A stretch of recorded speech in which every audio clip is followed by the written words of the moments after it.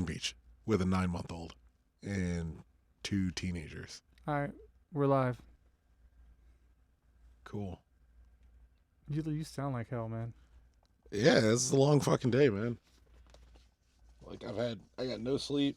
I closed last night. I've been doing homework. I have 3 weeks left in the semester. I'm just trying to get to the end of it. And then I can't, like, I'm not burned out, but I'm fucking tired. Question. Tell me what you think about that. This semester, the FAFSA, was I supposed to fill out the 2019-20 one? For FAFSA for summer? For the fall. I'm not taking summer classes. For fall, you would fill out 2019, 2020. 2020, okay. Yeah. All right, mute your mics. All right, so I did it right. But you wouldn't have had the fee waiver apply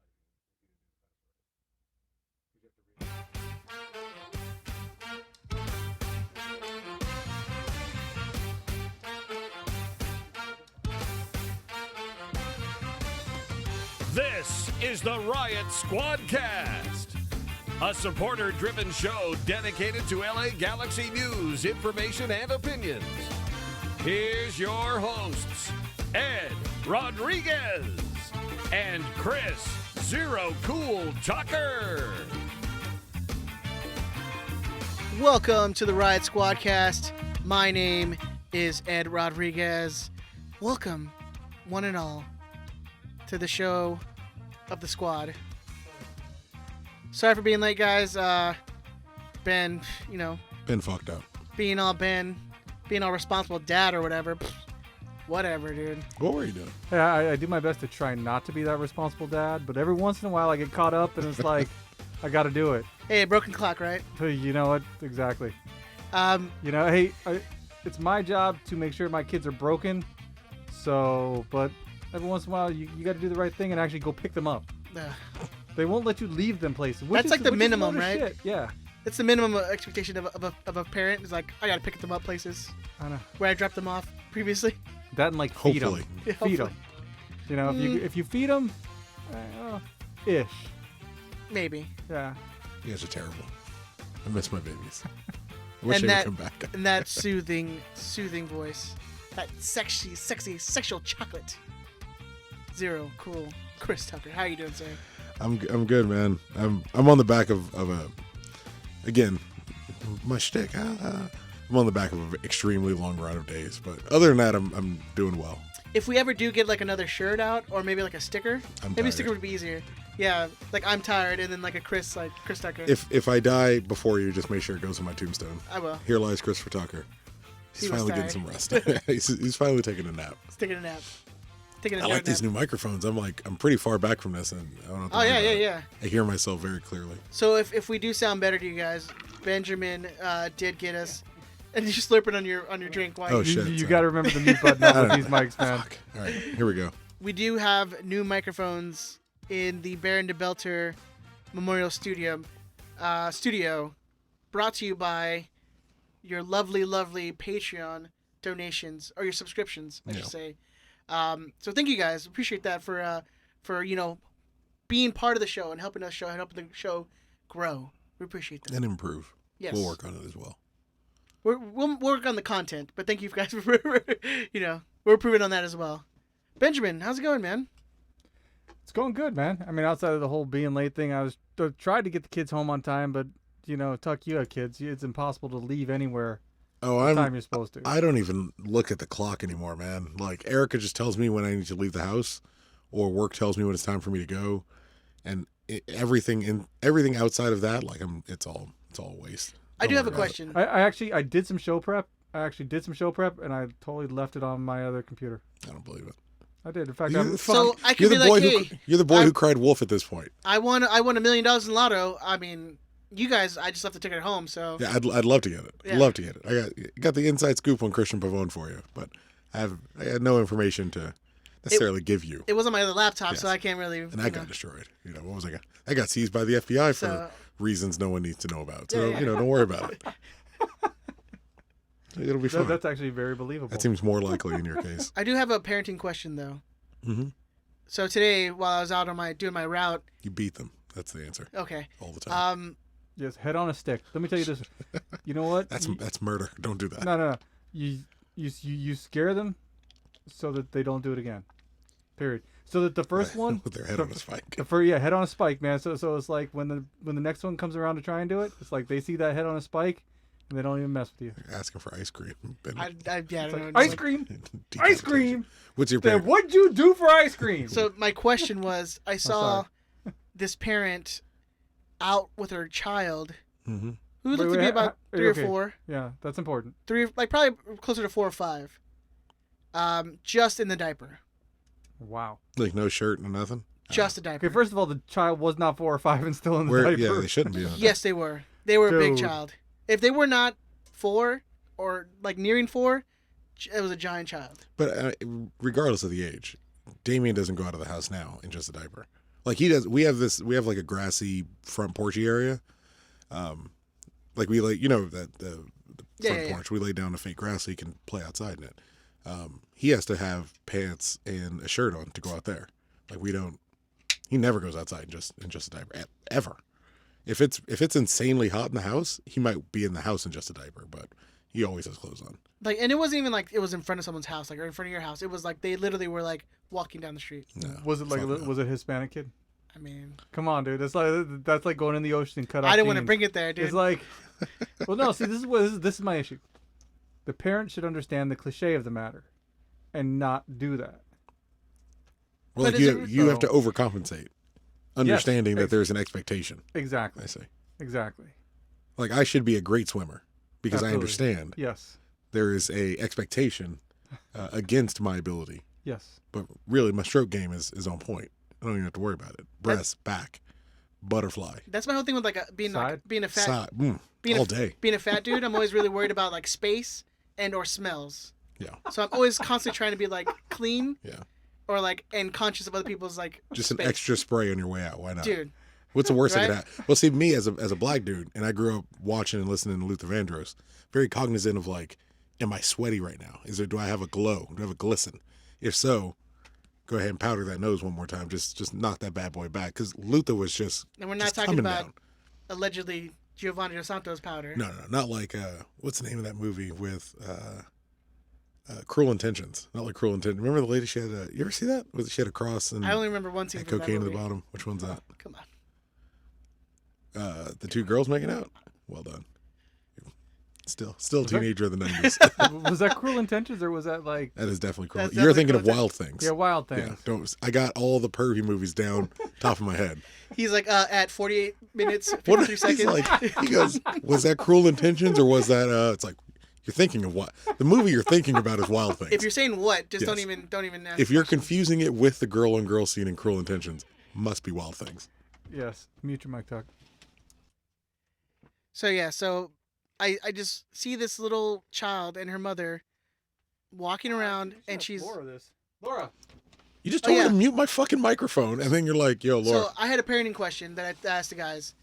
I saw this mother and her child, probably around 4, Ben's wife just walked in. If that wasn't clear to everybody. and the better half, obviously. And the child is just in a diaper. 4? Yeah, acceptable or unacceptable? Unacceptable. Completely, right? Completely unacceptable. And then Ben asked if it was Hispanic, and I was like, yeah, of course. Come on. But before he told you that second part, did you assume they were Hispanic? Like in your head? Not at all. I Okay. just could picture the child in a diaper with nothing else. What race were they in your head? I default to Korean all the time. Scandinavian. I don't know. I don't think like that. Because nobody, anytime you hear a name like, oh, it's Letitia, I'm like, was it a Korean family? It's a She's Korean from name. Thailand. Naturally. Naturally. Was it one of our Jewish brothers and sisters? No, never. It's not, they always, Brett, Ishmael. So it's far out of the ropes as they get. Mm-hmm. So you got fucking, why is everybody trying to kill the Jews? They're nice people. Why is that controversial? There's nothing wrong with that statement. There's 0 things wrong with that statement. We're just gonna Bye, move Laura. on. Bye. Good seeing you. Good to see y'all. Don't call me Laura. I have nothing to do with this. Strike my name from this podcast. I have a reputation I gotta handle. Oh, Ben is showing his show prep. Oh, that's what you brought.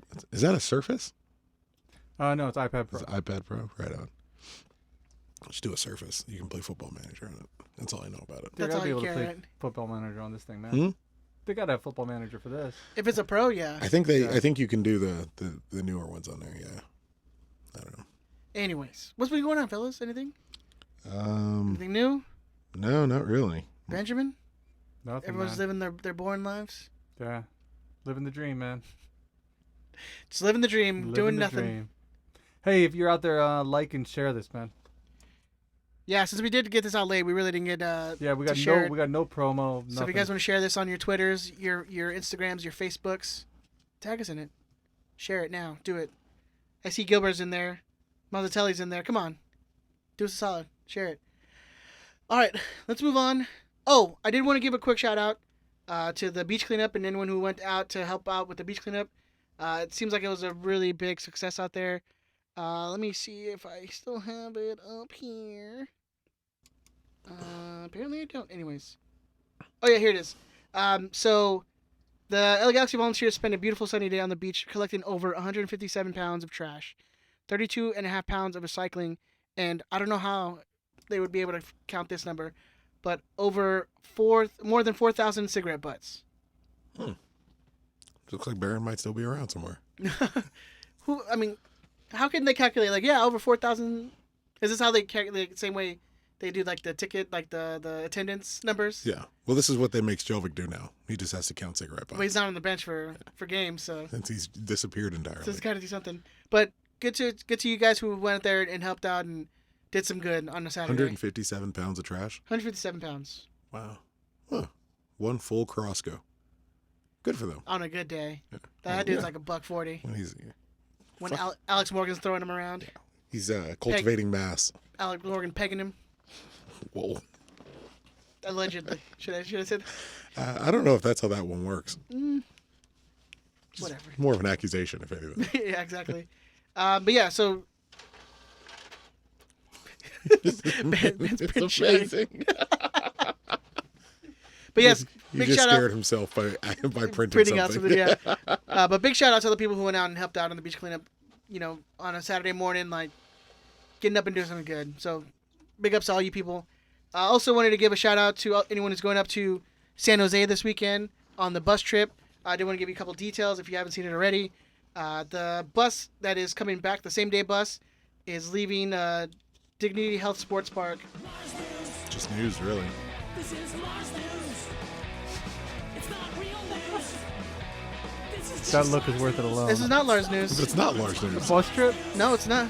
It's an ACB bus. ACB's bus. Oh, is it? Yeah. ACB news. Singing that. This is ACB News. But yes, I texted Carlos at 10 o'clock this morning. He didn't get back to me, so this is ACB News now. Ooh. Shots fired. I like it. It's just facts. Hey, It's just facts. Love you, Carlos.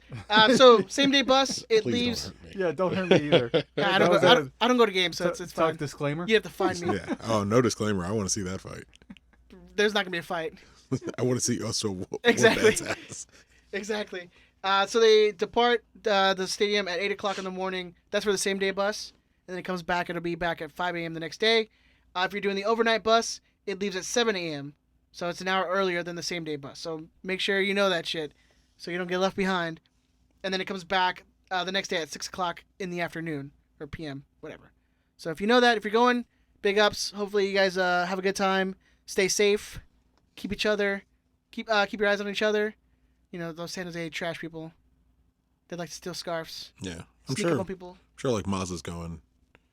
Straight from the stands guys are probably going. I know Gassman's going. But it's like He's not going on a bus. Yeah, but you, he's you, going. you know he Ain't ain't going on taking no a bus. bus. Come on, dude. Yeah. He's going away. Good for him. But is he going away or is he going like in the press box? I'm sure. Well, look, I don't know. I know I saw a post that he made that he said he was going. That's all the information I got for you. All right, for sure. But yes, so big ups to all the people going out there. Those are always fun. If you've never been on one of those bus trips, man. We were talking to me and Chris earlier, like, I miss going. yeah, I wish I could go this year. I'm not going this year. But I wish I could make it. It's a fucking marathon. It's a lot of fun, and it's a big group of people who all are as passionate as you are about something, and hopefully are on a similar kind of mental trip as you are, at least for the first like 5 or 6 hours, and levels back out in time to get to the game and have a good old safe time. Nice and everybody have fun. Don't be fun, be safe, be safe. Take care of each other. be loud, be proud. Any other rhymes? Do we have? No, I've never been good with the freestyles, as they say. That's cipher. We were talking about Death Poetry Jam last week. Exactly. That's about it, though. There's nothing else I can think of on the Galaxy supporters news. Maybe we'll just do a new song. Galaxy supporter news. It'll cost us another $6. Sing it, Ed. Galaxy supporters news. It just doesn't. We got to find a song for you to riff off. Yeah. We'll do like a Christmas song. It'll be lovely. Everyone will like it. There you go, Ben. Get on Fiverr. Get on that. Christmas song on it. All right, cool. But keep an eye out on the various social media pages because I'm sure someone's going to start posting some away viewing party for everyone. Oh, there's going to be tons of reunion parties away, so make sure you guys are watching out on the ACB and Lars social medias for all that stuff. All right. I haven't got any update on the 130SC, so I don't know the numbers on that. But you can still sign up for it, right? You can still sign up for it if you go to lariotsquad.org. You'll see there's an image of like Uncle Sam, and it has like the 138C. Click on that button, and it goes directly to signing up for the 138C membership. And is it a hard 300 that we have to get you punched in the nuts? Yeah. I'd imagine, yeah. You can't do a soft 300. No, I'm saying like, could we do like maybe a 280? I mean, like. And that wasn't the deal. 280. If we're at 280, you should put up the money for the last 20. Yeah. That feels right. Let's do that. I wouldn't want Ben to do that, though. No, what would you rather him do with? Just keep that money. Better than his kids. For the first time, you're all altruistic about it. Yeah, exactly. All right, moving on. I know it feels like it's been a while since this game happened, but let's talk Open Cup. It has been a week, almost to the day, of the maybe the most amazing game I've ever seen that Portland has played. They were pretty good. For like 15 minutes. They were good long enough. Yeah. They weren't. I mean, that was what was sad. It wasn't. They weren't outstanding. It wasn't. Despite the scoreline, it was a game that we probably pretty easily could have won had we decided to win it, and we had pretty clearly decided we weren't all that interested in it. Which is fine for everyone except the fans who traveled up to Portland to watch us, take a stab at the Open Cup. Which they said we were prioritizing. Which Dennis has, Who said that? Dennis DeKlaus apparently has said that they are prioritizing the Open Cup, and it's a quick way into the Champions League.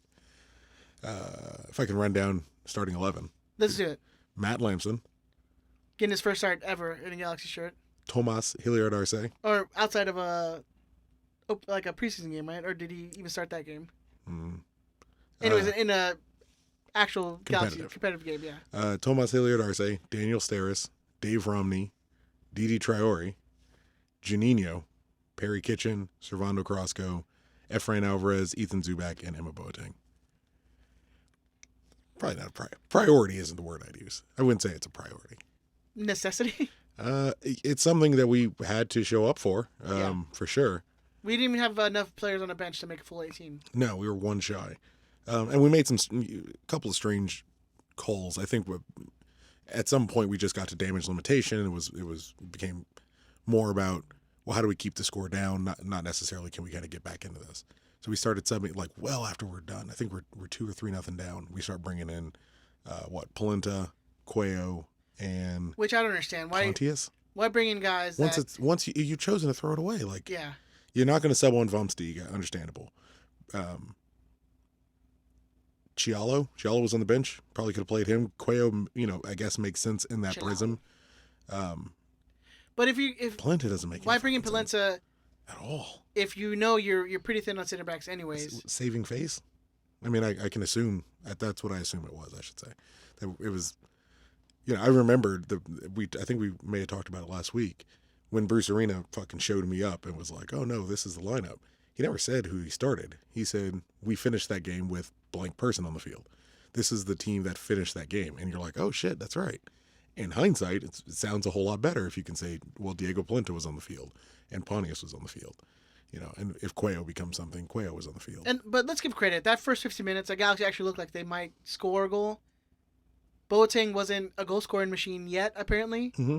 He had that one where he literally had to tap it in. It was like the opening 5 minutes. Yeah, I mean, and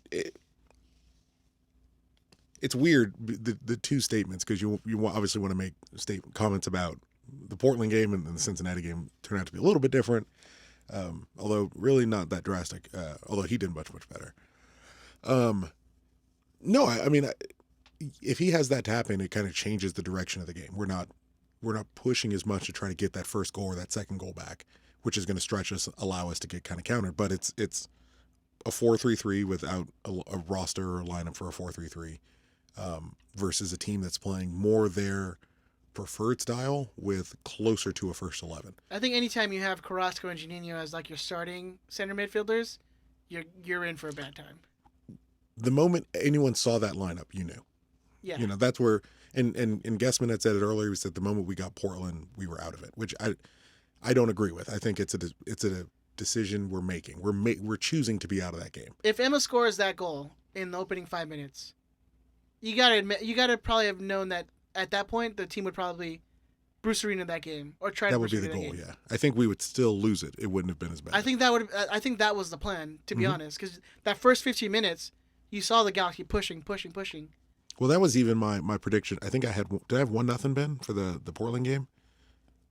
No, we don't even know anymore. We don't even know It's anymore. gone up there. Yeah, it's gone up. Because I think I had Pontius getting a goal, and that being like, well, maybe we'll. I mean, I think he's second for our winning aerial duels for us this season. Pontius is great in the air. And so I thought maybe we'll play a long ball up. If someone like Polenta starts, he launches a long ball up to Pontius. He maybe gets behind the defense and just gets lucky, knocks one in, and we just fucking sit back and try to win this. Obviously not to be, wasn't going to be the case, but yeah, it seems just so strange to me that we would. I get it. I get the whole 3 days rest. I get that 3 days later from the Open Cup game, we're playing one of the worst teams in the league, and for that you need the closest thing to a starting 11 because I don't know. I don't really understand. This was an opportunity, knockout. In a knockout game, 90 minutes, go out, get your goal, bunker down, move on to the next round, see what you can do. It's just me personally. That should be seen as an embarrassment. Like a result like that should be seen as an embarrassment. I get it's the Open Cup, and I get we're focused on the league and we've only got 3 games. As a Galaxy fan, losing 4-0 to anybody should be a fucking embarrassment. It should be an embarrassment. Had we lost 1-0, 2-0, I think it would be less of a story. Yeah, if we were playing San Jose in that game and we lost 4-0, people would be pissed off. But they're pissed off because it's San Jose, not because they're eliminated or it's any game. If we lose 4-0 to Columbus, I'm going to be in a shitheel mood. If we're losing 4-0 to Portland, I'm in a shitheel mood. If the score line was 1-0 or 2-0, and we still lost, I'm like, okay. 2-0, I wouldn't have minded. 2-0 tells me that we gave it a legitimate shot. I didn't look at any of that lineup and think we gave it a legitimate shot. Oh, yeah, like you said, that lineup came out and you're like, all right, well, we're done. It's over. This is where the cup run ends. If by some miracle we get past this team, hand us the fucking trophy. Because we sent out like a C squad. We sent out a C squad, yeah. Definitely a C squad. Because B squad played on it's not even a hybrid game. Yeah, it's not even a hybrid lineup. And then Portland brought out B+. They had a lot of their starters. Diego Chara started. Sebastian Blanco started. Brian Fernandez started. They had Marco Farfan on the bench. Diego Valeri on the bench. But again, it's easy for them, and I think Guessman has made this point that they're at home, so they can play their guys and not have to worry about traveling anywhere else on the weekend. Oh yeah. Because Portland has like some ridiculous 16 game because they didn't at home. play. Yeah, they didn't play for so long at the beginning. No, I get it. I get it. Logically, it's still embarrassing. Logically, I understand the travel. I understand the minutes. I understand the priorities. I'm not sure I really get the priorities, but I understand why there is a need to play a diminished roster. I think to the degree we played it was unnecessary. I don't think it needed to go all that far. But those are the decisions, and that's a what are you going to do thing. I don't have to like it, and I sure as shit don't have to excuse it away like a lot of people do.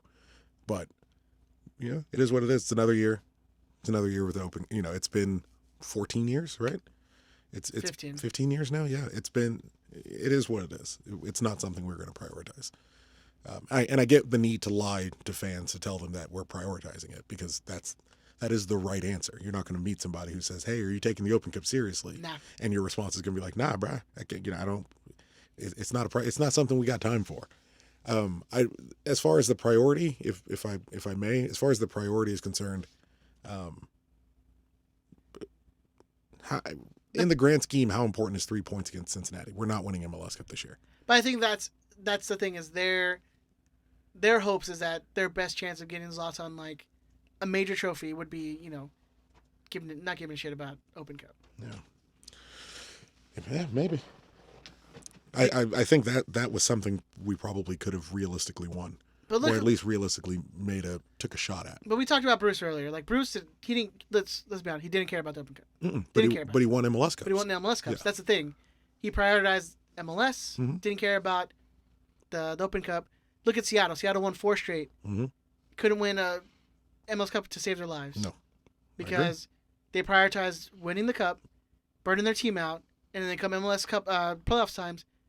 Well, I wouldn't say that they prioritized. I'm still learning where it's hot on this microphone. I wouldn't say they prioritized winning the Open Cup. I think they genuinely came into every game attempting to win it. What are you fucking printing now?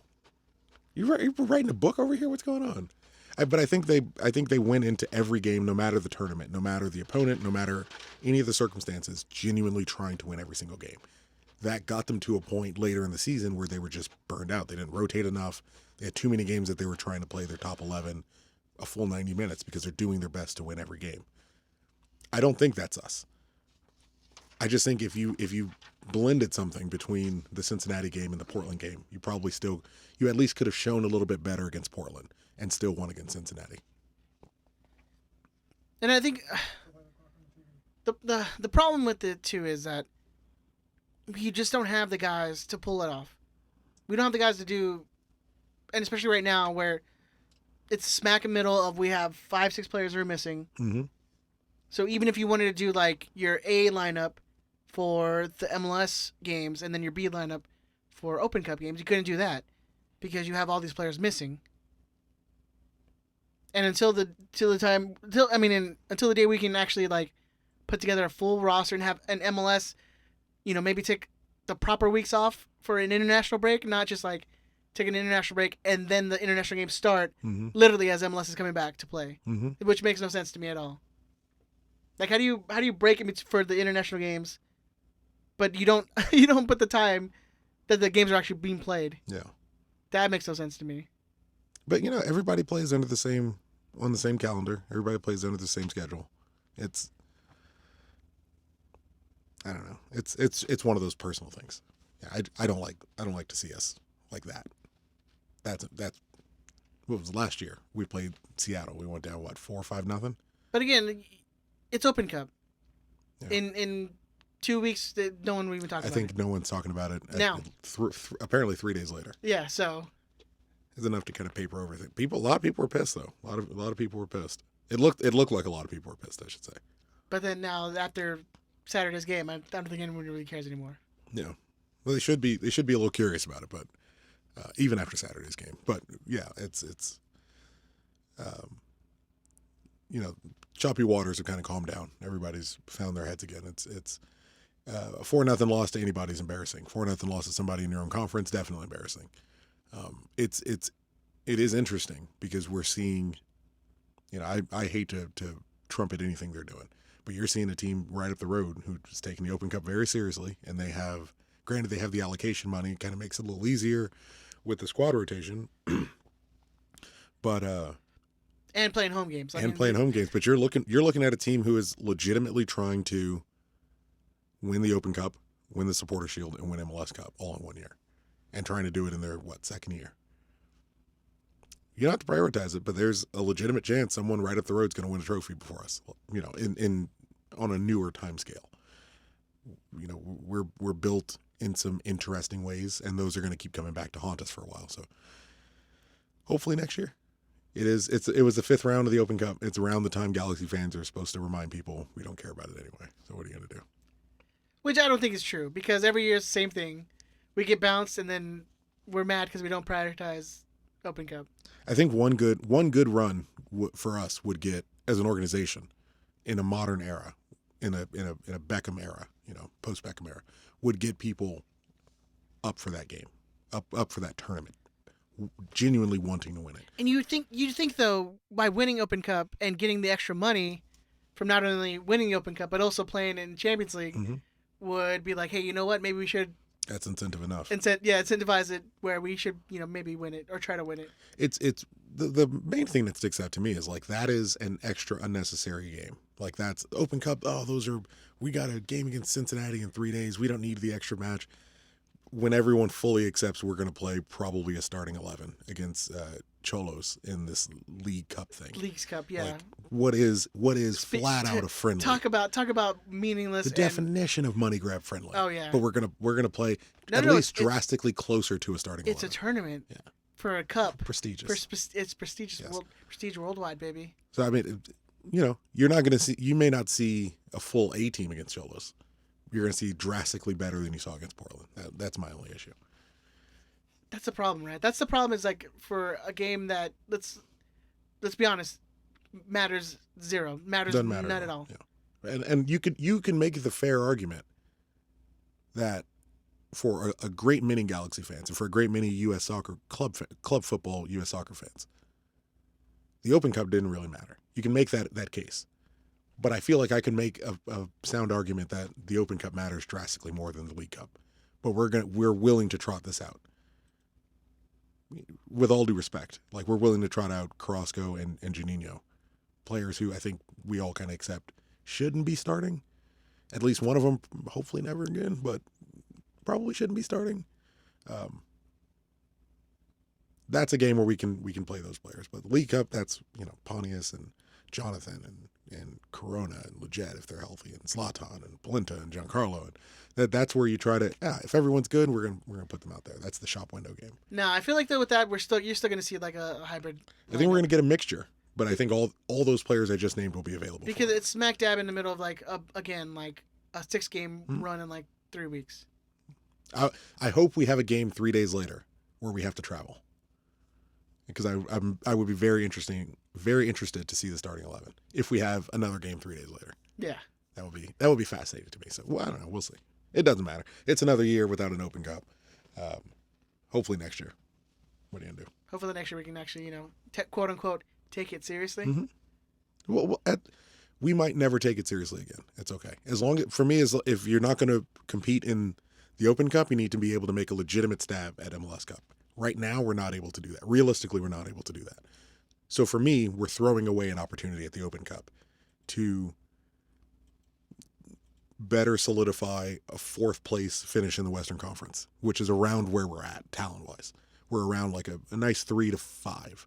So if we're better solidifying a 4, okay, I guess I'll take it, because that's realistically like that's the option. So No, especially with the weird like MLS schedule or the playoffs that's going to happen this year, where it's one game, yeah. one game single elimination. So I can understand where you want to finish as high as possible, Mhm. so you can play more home games, not end up 7th and then having to play literally every game away. Yeah. But even though we're not that bad away from home, so Yeah, it could be fun. And that's the thing, like in the grand scheme, getting knocked out of the cup doesn't really matter, depending on how your overall actual MLS season goes. So it's still a little too early to tell on that. But hopefully in the next few years, I'd like to see a good run. If we're actually bringing through some of these academy kids and this Galaxy 2 kids the way we're supposed to be doing and we seem to be planning to do, I would imagine in the next maybe 2 or 3 years, we make a decent Open Cup run. So speaking of the Cholos game, it's going to be Tuesday the 23rd of July, and then Portland's 4 days later, at Portland. So Awesome. you're going to get what you. They have a 1 game buffer, so I'm sure everyone will be nice and calm about it. Everyone will be nice and healthy, rested, good to go. Exactly. But speaking of away games, I hypocritical fucks. I can't wait. Oh God, I can't wait. I'm gonna bathe in this. let's talk about the game this past Saturday against Cincinnati. 2-0 win away. 3 games just in a row on away. Bang, bang, bang, Bang, bang, bang, bang, bang. 4 times. So I guess sitting your B squad kind of worked out, even though it's only 2-0, where you should have probably won by more goals. Yeah, well, I mean that was my overall argument. I thought a lot of guys played decent. Luckily, thank you to St. Michael, I got to rewatch a game a couple times. Everyone seemed fine, but for what Cincinnati is and what we're supposed to be, massive kind of let off, massive let off. At least attacking. through the second half of the game. It was great that we got the goals early, bang bang in 3 minutes. Emma Boateng scoring, which did you get to watch the game live? No, I watched the replay. Yeah, I watched the replay. So I'm watching the game live. I was listening to on the YouTube stream. Okay. Which they fixed the audio, and I was like really happy. Maybe they listened. Maybe they listened. But yeah, I got to listen on the way to dinner that we were going to for my sister's birthday. So I watched the game live, and I have Twitter up on my laptop while I'm watching it. The moment Boateng scores, my entire timeline erupted in unison with like, what the fuck just happened? Yeah. This is the apocalypse. Are we sure Boateng scored? And then immediately after, it's like, Cincinnati must be terrible, which is a little fucked up. I mean, just give the guys, but correct, but also extremely correct. But also 100% his goal was very nice. Very nice goal. Yeah, his goal was very nice. Fabio's a couple minutes later, Fabio Alvarez got his first goal. Emma Boateng's goal assisted by the sun in the goalkeeper's eyes. That was Fabio's. No, that was the goalkeeper. Well, they're Fabio's they're 3 minutes apart, so both of them assisted by the sun. Well, they're on opposite sides, so like he doesn't have as big of an issue on the left, but Fabio's goal completely from the moment he kicks it, it's past him, and then like a second and a half later, the goalkeeper dives to the left, and he's like, Also, Fabio's goal assisted by very, very poor defending on Cincinnati's part. I think he's technically unassisted because it was just such a nightmare. Well, two Cincinnati defenders went up for the ball. Clean each other out. And then Fabio, I mean, it wasn't even a clean hit either. Fabio got the assist on Emma's. He flicked it up over the defense. Seemed like he screwed it up a little bit, but it was just far enough away to take the defender out and kind of leave Emma open. And credit to Emma. You have to finish it. Might be the nicest goal he scored. Will ever. And he's actually up for the goal of the week. Get the kid in. Come on.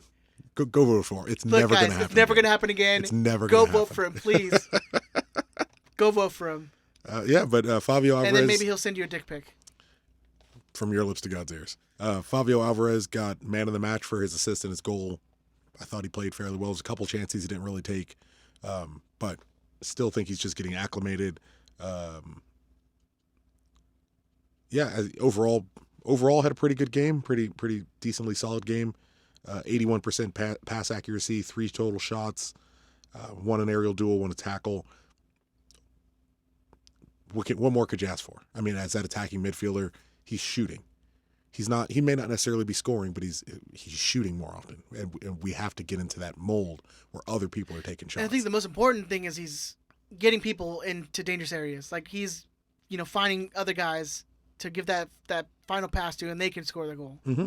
I mean, and Cincinnati took, in fairness to him, and I saw him getting a lot of shit, but in fairness to him, I thought Zlatan did put in a decent effort when he was trying. It just became very evident when he stopped.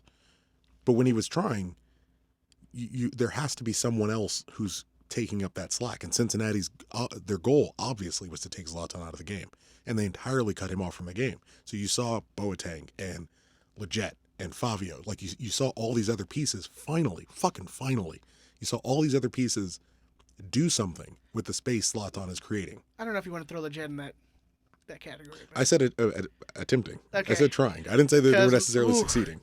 Not necessarily succeeding. And I will give Leggett the benefit of the doubt because he's just coming back from an injury. Mm-hmm. But yeah, not one of his better ones. My dude is quickly becoming one of my most not liked players on this team. It's you're definitely not alone in that. But oh god, I'm fucking all this water is killing me. You're not alone in that. But the positive is seeing people take advantage of the space Zlatan's creating. Emma Boateng had 5 shots. I think that's the most he's ever had in a game. Fabio Alvarez had 3 shots. Both of them had 2 shots on target. Romney had 2 shots, like taking advantage of the time he has on the field.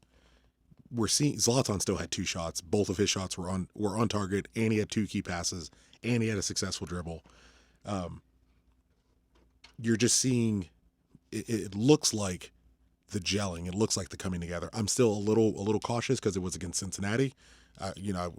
Not to throw their name out, I would have liked to see this a result similar to this, a style similar to this against a Portland or against maybe like an RSL, a MLS team. Cincinnati I think is still kind of building, still working on it. But to see it against a more overall competent team playing in a way where someone like Boateng can still manage to get 5 shots off. I'm excited to see where it goes forward. Do it against San Jose, who has been resurging. Do it against someone like San Jose, and I'm getting more on the boat, because certainly looking at Portland, it looked like GBS kind of got out coached to a degree, and looking at Cincinnati, it seems like they focused on stopping one specific person, and they achieved that goal, but then they knew nothing else outside of that. Well, it seems to be that when we give up the possession of a game, it seems like we do better. Mm-hmm. So Cincinnati had, according to Who Scored, which we get all the stats from, had a 64.5% percentage of possession. Sorry, and it seems like maybe we're better on the counter than we are actually holding the ball and trying to pass it around. But that's also due to the fact that we scored 2 goals in the first relatively early 20 minutes of the game. Yeah, but So- if you look at Kansas City, we didn't have the possession. But again, If you look at Orlando, we didn't have the majority of the possession. at what point did we score the first goal in those games? I don't think those goals were early. I'll have to check it out. But it seems like when we give up possession and more of a counterattacking team, that we actually looked more dangerous than if we actually like holding the ball, passing it around. I don't know. To me, that's what it seems like. No, I see what you mean. We scored against Orlando in the 19th minute. So to Ben's point, it seems more like you're scoring and you're saying, "Hey, I'm good." But to that point, against Cincinnati, or even really against Orlando, how big of a concern is it? Like, how big of a concern is it that you're going to give up? You're going to get scored against Cincinnati. I mean, they had a lot of shots, but they weren't. Nothing was really great. Bingham had 3 saves in the entire game. 3 games for the 6th clean sheet of the season. Benjamin, I know. we are inching towards your prediction, which I love. Kevin Hartman's best season ever, I think, was 8 or 9 clean sheets. So Bingham, for whatever your issues with him, slowly creeping up that record list. But he had 3 saves all game. One was confusing. One it seemed like he lost it a little bit, but he was able to usher it out. Another one, I think he kind of had slippery hands and bounced it to the ground, or he caught up with it later. He seems like 1 per game with that now. But look at all. I mean, we have. I started doing this when I get a copy of the game. I go back through and I'm making some GIF files of key moments from it. He looks comfortable in all of them. The very first shot is a cross from the left side, and he seems like he loses it in the sun just a little bit, but he's still comfortable. He's still comfortable the entire time. It's getting harder to criticize someone like him. You know what I mean? Like he's slowly kind of getting there. He's slowly kind of doing it. I'm still not convinced with him, and I think he's like an average at best MLS goalkeeper. I think you're wrong. But I think what was it? He's like the 16th highest paid goalkeeper in the league. Something like that. So there's like a ton of keepers in this league who are getting paid way more than he is, and he's like top 5 in the league right now. We're not giving up goals, like in the league. We're not giving up goals. We're not scoring that many goals either. So I mean, I would have put him in, and he's got a better defense in front of him, obviously, with the additions of people and Polenta, and Stairs have been. And he still hasn't had a regular, consistent backline. No, it's still always switching. Like I want to see Polenta, Steris, Giancarlo. Right now, probably Araujo. It's definitely. But Polenta, Steris, Giancarlo, and probably Araujo, consistently for 4, 5, 6 games in a row. The exact same backline, 4, 5, 6 games, and I want to see what Bingham does. If it's not a merry-go-round, if it's not where this person's on Gold Cup duty or this person's on Copa America duty or this gone for whatever, consistent, the exact same backline. I want to see how he does. I think it's hard to say he's undervalued, but he's playing very well for what he's getting paid. He's doing the job. He may not be. He's not what was that kid's name? He's not the one everybody fucking blows, even though he fucked his contract twice.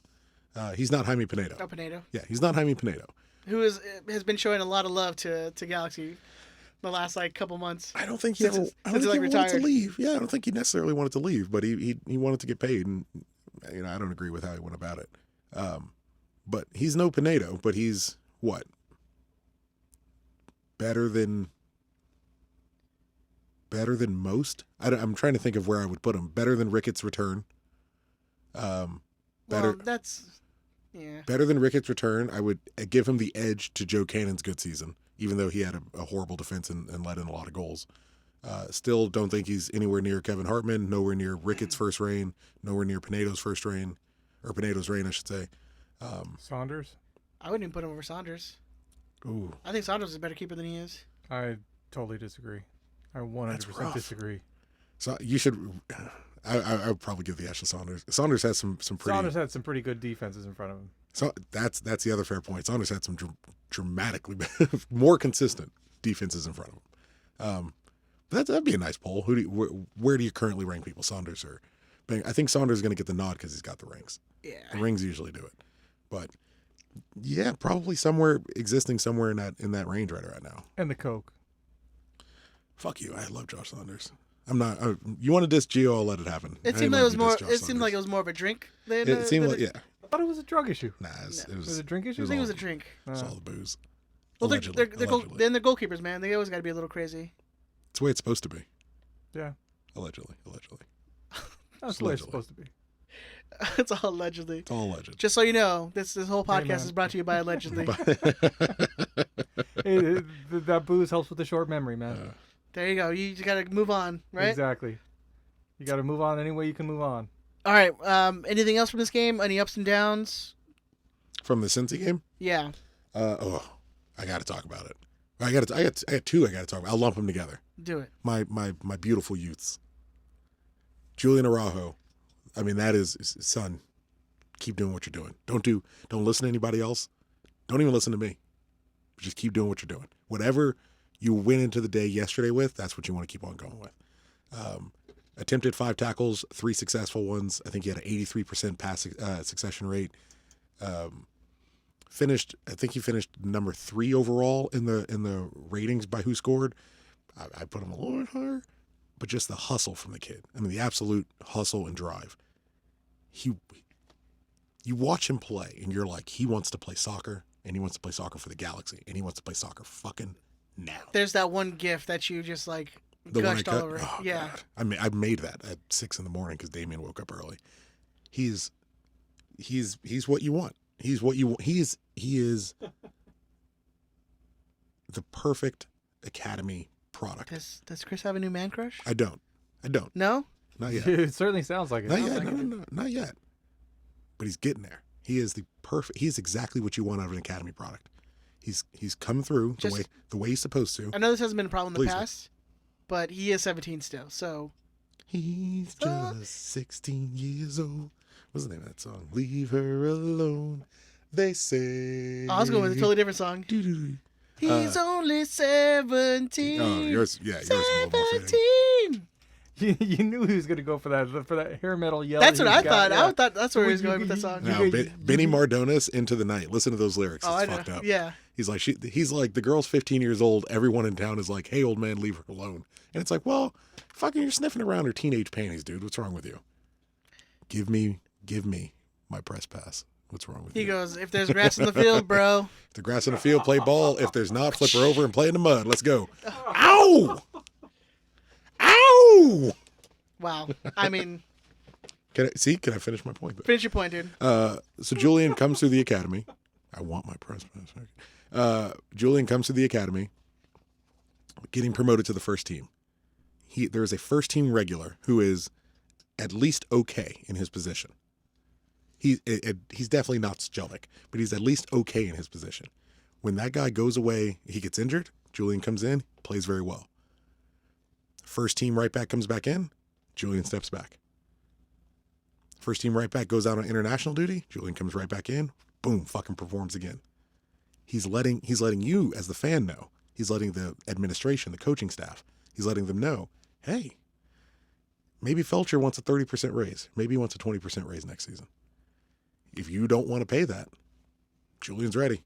He may not be Felcher, but he's getting there. Like, he's working on it. And he's definitely going to try. Like, it's so stark to see Julian Araujo after having Giovanni Dos Santos for years. Seeing someone who abused flat out abused and wasted being a soccer player versus someone who's like, every second I'm on the field, you're going to know I'm fucking here for it. I showed up for it today. Isn't it nice to know that we actually have 2 capable right backs when for, 2-3 years we couldn't find anybody to play that position? It was like, we'll put AJ in because he gives us the best players on the field possible. But like pretty much since Sean Franklin got shipped out, it's just been this rotation of right backs trying to figure someone out who's going to stay. Remember, Pele Van Aanholt is getting hurt. Guy played like 3 games. Yeah. And then goes down, and you're right back in the same situation you were before. You know, we had Robbie Rogers go over there for a bit, and then he got hurt, and you're right back in the same fucking situation. So now at least you have, I mean, the best thing you can have for it is competition. You're flat out competition. Felcher, you're so good, you're an international, you're worth all the extra money. When you get back, you better show it. And Araujo's 17, dude. Yeah. 17. Yeah, he's 17 and seems to really like playing for the Galaxy. So, I mean, he was number 1. Even if you have him for 4 years, he's 21, you ship him out. Good profit. And Great profit. If you don't ship him out, he's a potential U.S. international. Right back is still a problem area. I mean, he's already playing for the U23s. He's playing for the U23s. U21s He or plays whatever. for at least the most notable club in the country. I mean, that's certainly helped people in the past. Just keep doing what you're doing. That's number 1. Number 2, Efrain Alvarez. Not great in a Portland game. I mean, that was a bad showing. Top to No bottom. one was. Yeah, but his seemed to stick out, and in part because he's the big overhyped player. It's kind of why everybody needs to calm down. But in the Portland game, it was absolute disaster show. He was outmatched. He tried too many things. He tried to force too many things. It wasn't his day at all. And again, 17, it's going to happen. Yeah, I mean, everyone, it's fine. But the Cincinnati game, when he comes on late, from literally the moment he comes on, there's that clearance that he wins. He bounces into space and immediately goes and takes a shot. It bounces out to Zlatan. You just see him drop right back in, open up for the pass, 1-2 with Zlatan. And, you know, if you rewatch, we have a gif of it on our Twitter. If you rewatch it, as soon as he does the 1-2 with Zlatan, the kid just shifts back to the top of the box, waiting to open back up for a clearance. The spatial awareness that's going on in his mind, understanding where he's got to be all the time, focused. Like he just comes in, he at least for Cincy, and again, since he's an easier opponent, he comes in and he's ready, he's dialed in, he's focused, and he knows exactly where he's got to be. Amy brought this up in our Discord this week. Eventually, we're going to get to a position where Zlatan's like, you have to get him on the field. Because when he's on the field, I have more room. And when I have more room, I'm happier because I get the ball more often. The moment Efrain came in, Zlatan was back in the game. The moment. Cincinnati had Zlatan out for a solid chunk of the game. We won't say the entire game, but a solid chunk of the game. One of the 2 shots Zlatan had was 45 seconds after Efrain came on. Like he is game changing, at least for Zlatan's specific game. The way and as Zlatan is your big money man, he's the reason, at least monetarily, you don't have a second striker right now. You have to play the person that opens him up and allows him to play the game that he wants to play, that he needs to play. At least right now, when those 2 are on the field together, it works really, really well for Efra. It works pretty damn well for Zlatan. Yeah, I mean, and that's what he's supposed to come in, right? That he's supposed to be our guy off the bench to spark that attack. I wonder if we're gonna get to a point where it's too late. You know, if he's coming on with 10 minutes left, a 37-year-old Zlatan's gonna be pretty gassed by then. So that's where I'm. Yeah, maybe a little. I don't want to put too much pressure or too much, weight on the kid yet. But he seems to make the big guy better. You kind of have to play him if that's the case. Cuello kind of in the same boat. Maybe you drop Emma for Cuello, and then you bring Efro on for Cuello, with 25 minutes left or 30 minutes left. I don't know. They're going to have to figure out something that gets Efra more minutes if he keeps making Zlatan drastically better. Ben, what do you think? I think Amy hit it on the head. Eventually, Zlatan's going to demand that he gets on the field. I'm not sure that he's not good. He's not going to replace Fabio at this point, He shouldn't. Yeah. So. Yeah, he shouldn't. Yeah, the problem is where are you going to put him? I mean, in your best 11, he's just not there yet. In my best 11, he's not starting. Yeah. No. I would still start I mean, he's close. I'd start Pontius over him. I'd say he. I mean, I gotta be. I mean, I don't know if it's being optimistic, but I think by the beginning of next year, best 11 does include him. I would hope so. I think at a minimum, he's a regular 18. Oh, yeah. I think he's a regular 18. I would now. hope he is now. I'm not sure that he is, but I would hope that he's a regular 18. I would hope he's a regular 14. I would hope he's a guaranteed sub every game, at least every game that we're losing. I would hope he's in there. If at a minimum, if you're taking a defender off for him, say you're taking, you take off a Corona and bring him in. Yeah, say you're taking Corona off or Leggett. Well, even like you said, Tuck. I mean, his spatial awareness, he could kill off. He could help you kill off a game. I'm taking out Leggett first. Yeah, I would take off Leggett before Corona. Yeah. But if you're taking off if you're down a goal and you're looking to take off one of the more defensively minded midfielders, you take off Corona. But either way, if you need a goal, he should be of all the non-starters, he should be the one. He should be the dude. So All right, I got the email up here from Big Tony. Big shout out to Big Tony for doing these. We really appreciate it. He talks about the Open Cup first. U.S. Open Cup, by including the Open Cup in the predictions, everyone was able to bump up their totals by at least one, as everyone predicted a win versus amateur side Orange County FC. However, only Ed predicted a loss against Portland, giving him an extra point. Huzzah. Then came the Cincy game. Oh, Ben, ye of little faith. With Ben only predicting a tie for the Cincy game, both Ed and Chris. Cincinnati. What's wrong with you? I know, dude. We're able to gain a point in the prediction game. Chris now takes the lead by a point. Suck my dick, bitch. Currently sitting on 12 points. Ben follows with 11, and Ed trails with 8. Catching up on these bitch asses. Catching up, son. I was down in the bottom. What Central American country are you from? Catching up on you beach assies. I'm from the Caribbean. Curaçao. But. Who advanced tonight? Congratulations to all of our Curaçao listeners. Curaçao. Which I did not know was a country. I just thought was a store. A store. Yeah. That I bought a U.S. jersey from. Did you? Oh, is that where you got that like weird? That Centennial jersey. Yeah. For like $25 because there was like an error in the computers. Naturally. Yeah. So Chris now takes the lead by a point. Ben with 11. Pew, pew. Myself with Pew, 8. pew. I am slowly closing the gap, and I predict we'll take the and Ed is slowly. Oh god damn! Ed is slowly closing the gap, and I predict we'll take the lead in late September. Ed, don't let me down. Big Tony, it's probably don't let me down. Listener predictions heading into the Cincinnati game. There was a 4-way tie at the top between Danny A, Ethan, Luis, and Walter. Following closely 1 point behind was Elizabeth and Richard. Shark Boy was a strong third place, being 2 points off the lead. After Cincy, we have changes at the top. Ooh. It's been a week of changes, man. With only 29 people participating, 5 listeners were able to grab 2 points due to a correct scoreline. No one grabbed the bonus third for predicting both Emma and Fabio. No one scored. No one was predicting Emma. Yeah, don't. It's hard. Ethan, Shark Boy, Chris G, Galaxy World Order, and Maddie were all able to grab 2 points. That means Ethan is now the sole leader with 14 points. Luis L follows closely with 13, and 4 listeners are now tied in third: Danny, Richard, Shark Boy, and Walter. 2 listeners that were fighting for the lead, Walter and Elizabeth, didn't enter predictions, a surefire way to guarantee someone else wins. Don't give up. There are still 15 games left to play this season. Anyone can catch up and take the lead at this point. If you have problems remembering to put in your predictions, follow on Twitter at BigTony_42 for reminders. There's booze on the line, he puts with exclamation points. Looking forward, this week the G's traveled to Northern California to face the Smurfs at Stanford Stadium once again. But before we get to that game, Christopher, we have an ad. Do we?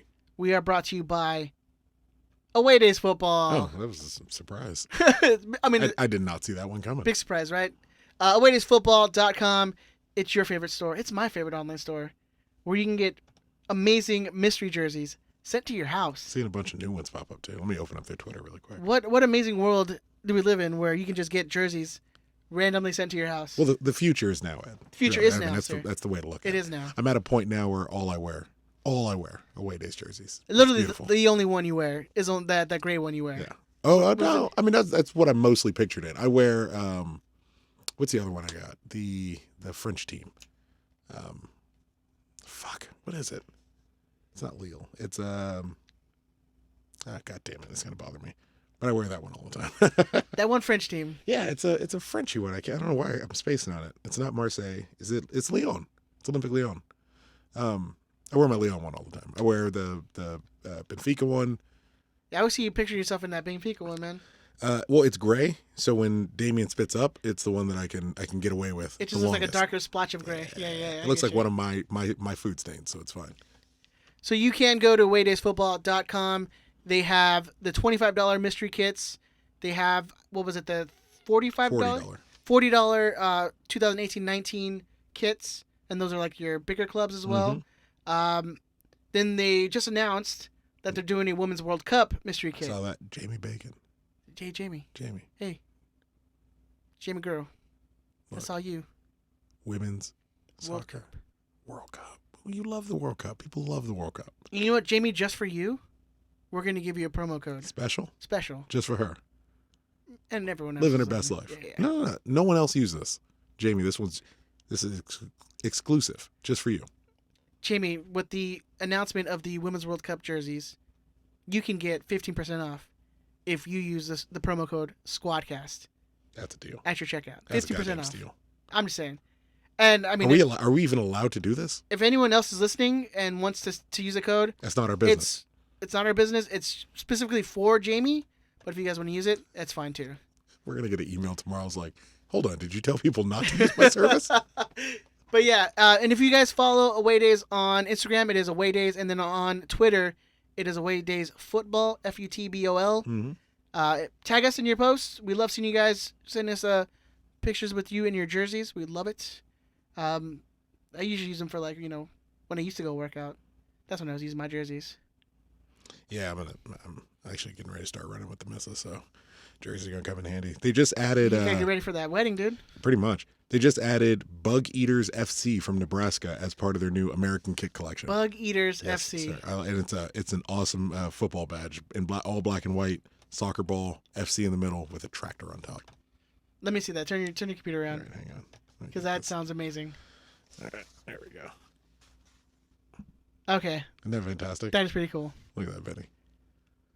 I like how they're like pretty much like hand curating like all their teams they're doing now. It's all just black and white teams. Yeah, hey, it's the way it should be. But I saw a lot of new jerseys coming through there. I saw an Atlas jersey. I was just scrolling through their tweets really quick. They were doing some promotion for my beloved Providence. Let's go Rogues, Providence FC. They have so now they're carrying UHL Sports. I don't know if there's like a Yule Sports way I'm supposed to pronounce that, but Oh, I think it's a German company. okay. Yeah, they have FC Kaiserslautern. Yeah, see, it's a German company. Which is just one of my favorite soccer teams to pronounce, FC Kaiserslautern. I like Borussia Mönchengladbach. Borussia Mönchengladbach. Mönchengladbach. But yeah, it's a nice way to spruce up your wardrobe. I now have I wear jerseys that my son can grab and kind of like bite, and I don't stress out about it because $25, no big deal. Exactly. So $25, that's the mystery kit. You get, like, as Chris was saying, you get like these lower level teams. You're not getting your Barcelonas, your Madrids. That's the $40 level. That's the one. If you wanted that, $40. But you can use our promo code SQUADCAST in the promo code section when you check out. 50% on everything. They also have their own branded clothes, which is pretty dope. They have like the old school football, soccer as their logo. Yeah. It's really cool. They have sweaters, hats, beanies, all that stuff, stickers. Whatever you're into. Whatever you're into. But go to awaydaysfootball.com. Go do it now. Well, not now. Especially you, Jamie Bacon. Jamie Bacon. Women's World Cup. Yeah, you got to support. And Matt too. Matt, Women's World Cup. Don't you support too. We're all going to take the patriarchy down together. It's the only way. Stay woke, Matt. Fucking wokeness. My kid was like, "What is woke?" I was like, "It's a waste of time. Don't worry about it. Be nice to people. Don't be a dick. Don't be a dick. Don't be a dick." This is the problem. Sorry, wait is whatever. Oh, that's over. Ad's over. Done. This is the problem. Ad over. And complete. Yay. This is the problem. Everyone, you can't be woke. I can't walk around understanding everything that affects everyone. I can be wrong about things, and then you can explain that to me, and I can go, oh, okay, well, I won't do that thing to offend you anymore. Like that thing that bothers you, if it doesn't grossly affect my life. Hey, my bad. Yeah, my bad. What happened to my bad? My bad was fucking currency in my life. I'm screwing up left, right, and center. I would just go, oh, my bad. Hey, my bad. I'm even accepting it's mine. The bad is mine. Like if you were talking to your homies and like you might have stepped over a bound a boundary, Yeah. or like stepped over the line, you'd be like, hey, my bad. Yeah. And then it's all good. If you're talking about, if everybody's standing around talking about your favorite wrestlers and you're like, oh, God, I'd suck the rock stick. And everybody just stops and looks at you, just go, oh, my bad. Was it not that kind of conversation? I thought we were sharing. We're not. We're all just going to stay closeted up inside. That's your business. Maybe we should stay away from like wrestlers and nakedness, and Yeah. it's been a weird week for some wrestlers. Oh, my man Ricochet. Hey, here's the thing. You can't talk about Ricochet. Because every time women's wrestlers' nudes leak, it's all like, oh, you guys aren't supposed to be looking at those. How dare you? That's her pride. Ricochet sticks a finger in his butthole, and that shit's on my timeline. What the hell? Why is that shit on my timeline? I woke up at like 4 a.m. Ricochet's finger in his asshole was on my timeline. I love Ricochet. I want to see that. I'm happy my man's having a good time. Clearly, he had a good day at some point in his life. I just don't want to be a part of it. Is that wrong? I support it. I just don't want anything to do with it. All right, let me go back to Big Tony's email before it gets. Is that where we were? Yeah. All right, back to Big Tony's email. Finger that butthole, Ricochet. I saw you, man. Hey, 2019. hey, man, do you? Do you? Do you? Do you, sister girl? I mean, he literally was doing it himself. So, this week the G's traveled to Northern California to face the Smurfs at Stanford Stadium once again. The Smurfs' normal stadium sucks as bad as they do, so they're embarrassed. Give me my press pass. Give me my credentials. So they're embarrassed to play such a prestigious club there. We are like their European club, right? Because we just come in there and they just have to open up their giant stadium. San Jose. We are the complete reason that team exists. We are there Top every to year. bottom. Every year. They even wait for their 4th of July stuff to happen when we play them, because we usually play them around the same time. They play LAFC. Why isn't that a Cali Classico? Because nobody gives a shit about either one of those teams. There's a singular focus. San Jose is fastly becoming like the team no one cares about anymore. That's fair. I mean, games against us are for relevancy. Like it's the thing that makes them relevant. If they're not playing us, who cares? And that's just not San Jose. That's like the whole league now. Look at Cincinnati. The 40,000 in Nippert Stadium. Their first sold out since the home opener. Since they moved from the USL. Yeah. Playing the Galaxy. And talking shit about Zlatan, but really, really needing that dude to show up to move some tickets. Yeah. Which is, it happens. Where was I? Unfortunately, I killed Ben. Yeah, you might have. Unfortunately, the G's don't have the best record when playing at the new Stanford Stadium. Not the old dump. Compiling record of 1 win, 4 losses, and 1 draw in games played there since 2012. The last win for the G's in San Jose was 2017, with Anoffel leading the team to a 4-2 victory. I was about to say Dickory. Nice. I have it on my mind, baby. got it on my mind. With a 4-2 victory, goals are scored by João Pedro Gio with a brace and an own goal. That was a fun game. Oh, that was the game we went up to, wasn't it? Yeah, that was a fun game. That was. Cup holders, apparently. Yeah. While we haven't been incredibly successful at Stanford, the G's have improved significantly this year, sitting in second in the West with 31 points, while the Smurfs are tied for 8th with Kansas City and Vancouver at 19 points. The G's need to be wary as in their last 5 league games, the Smurfs have shown some improvement, going loss, win, draw. They are still led by American disappointment Chris Wondolowski. Wow. He says, fuck that guy. With 8 goals on the season. Will the G's play down to their level, or has the international break cured the bad habit? Gentlemen, let's talk the San Jose game. What do you think is going to come from this game? Predictions? Lineups? Feelings? You want to get us started there, Benjamin? What are your feelings on this game? Talk to me, Ben. You know what? When Big Tony says be wary, I'm kind of being very wary. I mean, San Jose started the season off and they were just dog shit. Utter dog shit. And now they have 19 points. I don't know. We can't win at Stanford. Don't have a good feeling about this game. What are the odds? Do you have the odds? So because San Jose does have a game, it does have a game tomorrow. The odds makers don't have the Galaxy the full odds up for the game. Gotta wait and see how they do. Yeah, they gotta wait and see, make sure there's no injuries and things like that. Right now the predicted score is 1.5 for San Jose, 1.6 for the Galaxy. So I would say the Galaxy going away. I think 538 does have their little prediction thing up. It's 44% for San Jose, 34% for the Galaxy. So you're probably looking at San Jose being a plus 125 to maybe a plus 150, and the Galaxy looking at maybe a plus 200. maybe a plus 220 on your bigger lines. That being said, I think the draw is a smart play here. So I think at best we're looking at a draw. I mean, we still have too many people gone. You know, A lot of people gone. Yeah, So I mean, you're probably going to see the same lineup you saw on Yeah. Saturday. yeah. Yeah, or something pretty similar. No, it should be the exact same. It should Yeah. be. It should be the exact same. You guys have a week off. I Yeah. think you're going to see pretty much the same The week lineup. off, nobody's back. Yeah, and I think the only reason we get a draw is because San Jose has that midweek game. I think if San Jose was fully rested, we were fully rested. I mean, they are at home, Yeah, so it's not that exactly. they have to travel.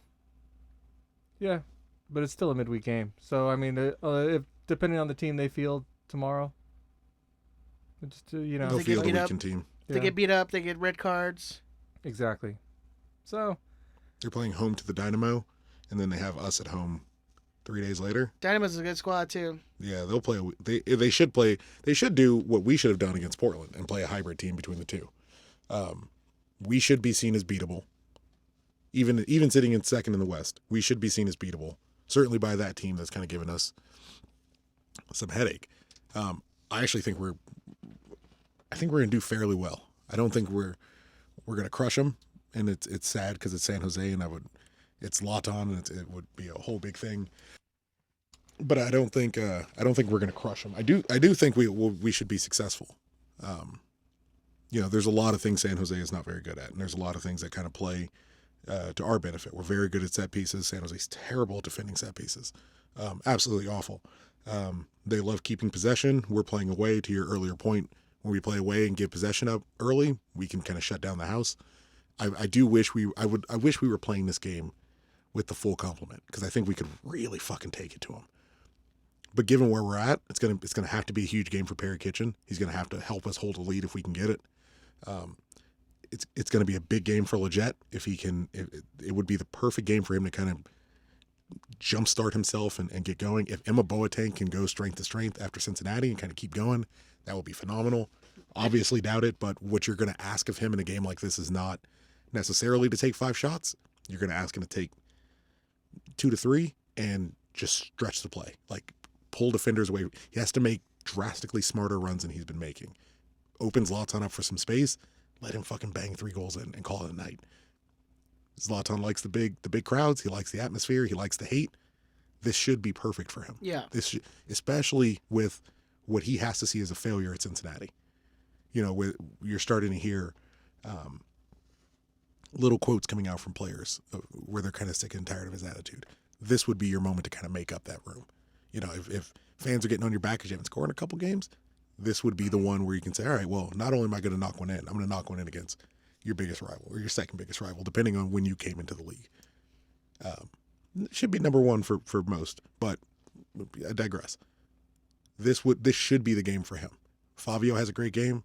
Boateng has a decent game, which you should all still be cautious of. Leggett has a decent game. I mean, he should have a lot of support out there. He's from the Bay Area, so this is the time to be like, hey, this would be a great time for him to show up. please, God, please, just But have him show up. I'd like to see Pontius. San Jose's terrible at aerial duels. Like, just launch the ball in the air, keep winning all night. I'd love to see some long balls from Polenta to Zlatan. Zlatan knocked down to Favio. Favio out to Emma. Emma, hopefully just stand there and give the ball to somebody else, and then that other person take a shot and we score more than a couple times. That would be beautiful. Yeah, I mean, San Jose has been playing better, and I think they just signed a goalkeeper from Cruz Azul. Okay. So I don't know if he's gonna start on Saturday or not. can he? I mean, even though they signed him, can he play yet? I mean, the transfer window doesn't open until the 9th. That's true. So they may have just signed him and he's not able to play. I mean, if he was totally released from Cruz Azul, then it's a different story and the transfer window doesn't come into play. But if it was any sort of transfer, he can't play till the 9th. I like that. In the YouTube live chat, if you listen to us on YouTube, it's youtube.com/RiotSquadcast. Rodrigo Rodriguez says Gio hat trick for this game. Always. Nice Always. throwback. Nice throwback. Someday. Yeah, I mean, these games are always fun too, man. You know, even like if it's like a 0-0, 1-1, they're usually pretty fun. They're dramatic. This is Guillermo's first Classico rivalry game. We'll see how he. Is that new keeper Really? Daniel Vega? You're talking about a guy who coached Boca against River Plate, and this rivalry is gonna phase him. No. I'm not saying it's. I'm saying it's his first one. So I'm interested to see how he approaches it. We don't have our full team. Mm-hmm. We Yeah. do play them in 2 weeks at Again, home. I know this is whoever put the fucking schedule together is a fucking idiot. We'll go through that in the lightning round because I do got couple questions for you on that. Okay. So it'll be interesting when we play them at home because that's when all the people will be back from They'll be Gold back, Cups but, and all that stuff. but probably not playing, right? They should be. It's the July 12th. Why wouldn't they be back? Well, the finals the 7th on some games, so who knows if they're. If it's Mexico, Jonathan might still be out. Yeah. And it's probably going to be Mexico. Yeah. Uriel will probably be out because he's having a tournament. tournament. You know what? He's having the exact tournament we need him to have, especially if he's saying, I'm willing to come back for another year. Like, he's having the perfect tournament. He's having the perfect tournament for all parties involved. For Manchester City, he's raising his value internationally. For Mexico, he's scoring goals for the Galaxy. He's scoring goals for Mexico, which is promoting for them. And then immediately after a game saying, yes, I'd like to come back for another year. Why not? It's working out. It's the perfect scenario. Uriel Antuna scoring goal. I can understand saying, well, how come he can't transition that same style of play to the Galaxy? We play differently. And they have better players. We play differently. They have go player. Our best player is better than their best player, but go player for player, and they're better than us in almost every single position, save for center forward.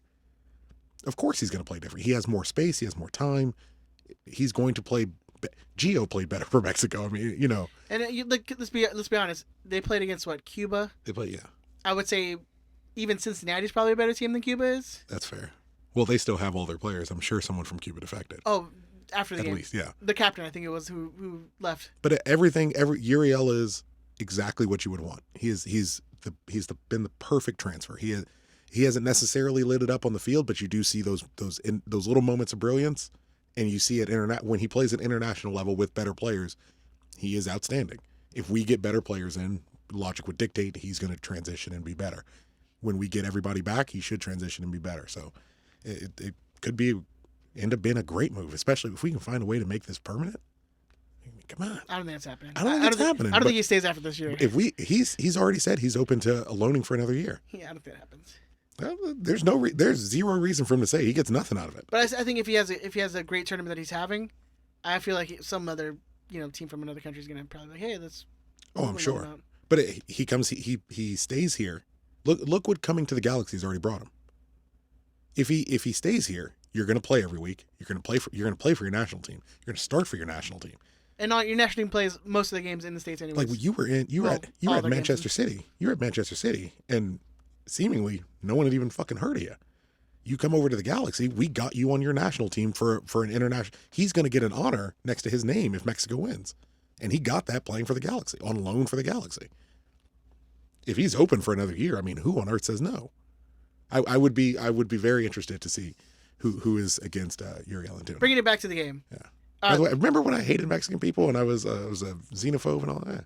I just rattling through my head while I'm fucking. Good old days. As soon as the mics go off again, I'm gonna fucking lay back. Lay into it. Make America great again. Oh, and Ben, speaking of soccer and non-MLS stuff, sorry about your ladies, man. Yeah, sorry about them. You went from a high from the Toronto Raptors. Now you're down. I was going to tweet something out about that, but I was like, no, I can't do it. And I think someone notable is leaving from the Edmonton Oilers too. Someone was like, I want out of here. I can figure that out. Yeah, yes, you pull Yarvi. That kid can play. Yeah. That sucks. Yeah. You saw we I was bought like, Ben's like, yeah, whatever. He doesn't matter It's no like, more. yeah. It does, I don't know not if that he can great. play. He's dead to me. Yeah, he's not that great. All right, so let's lineups. We expect same lineup. As similar as Yeah. possible. I would greatly consider dropping Leggett or I would consider Bonius. dropping moving Leggett to the left, dropping Boateng, which they're not going to do this. Scoring a goal and playing very well. And I don't know if you saw the quotes from Boateng at the end of the game where he's like, it's great having a coach back you and support you. where even when you have bad games, He's like, dude, you're literally the only it's out of option. the set. You're literally the only option. It's you. It and ain't a backing you, dude. It's just like you are the only option. It's you and a G2 player. Yeah. But he came out and had some quotes basically saying, it's great to have your coach support you and back you. And so even when you're having a bad run, he believes in you and he keeps playing you. Whichever the reason. He pats you on the back, and once you leave, he's like, fucking hate that guy. He's terrible. He's so bad. But it's going to be Emma because I don't think with GBS supporting him and with the lack of depth, coming off of a goal, coming off of arguably his best game this season, probably easily his best game this season, he hits the bench. Even though Pontius does so much better in aerial duels, which we should be able to succeed in, maybe that's something you try late. And later in the game, if we need one goal or we're just trying to hold possession and Zlatan's exhausted, you can bring Pontius on, launch the ball up, and just kind of slow the whole game down. Probably going to see relatively close to what we saw in Cincinnati, unless something crazy happens in the next few days. Like a training injury or something. Yeah. Which is fine. Well, consistency. Let's start building some consistency. You have another 3 weeks before you guys are fully back and from Gold Cups, and who knows if Felcher even comes back from. And I'm for anything that involves not starting Serrano Crosco. So if we can do Corona and Kitchen in the midfield again, this again could be a gigantic game for the research. What GBS has done to Perry Kitchen's game alone. I mean, there's your Wall of Fame plaque or whatever the fuck we call it.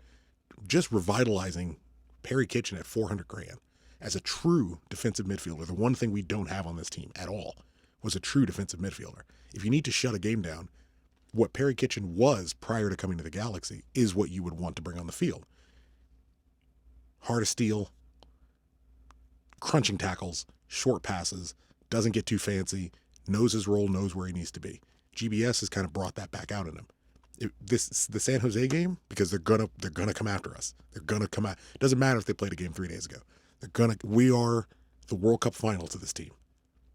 Perry Kitchen's gonna be huge. Corona being smart, being very careful with his passes, legit, being smart, being very careful with his possession. It's gonna be huge. It's gonna be huge.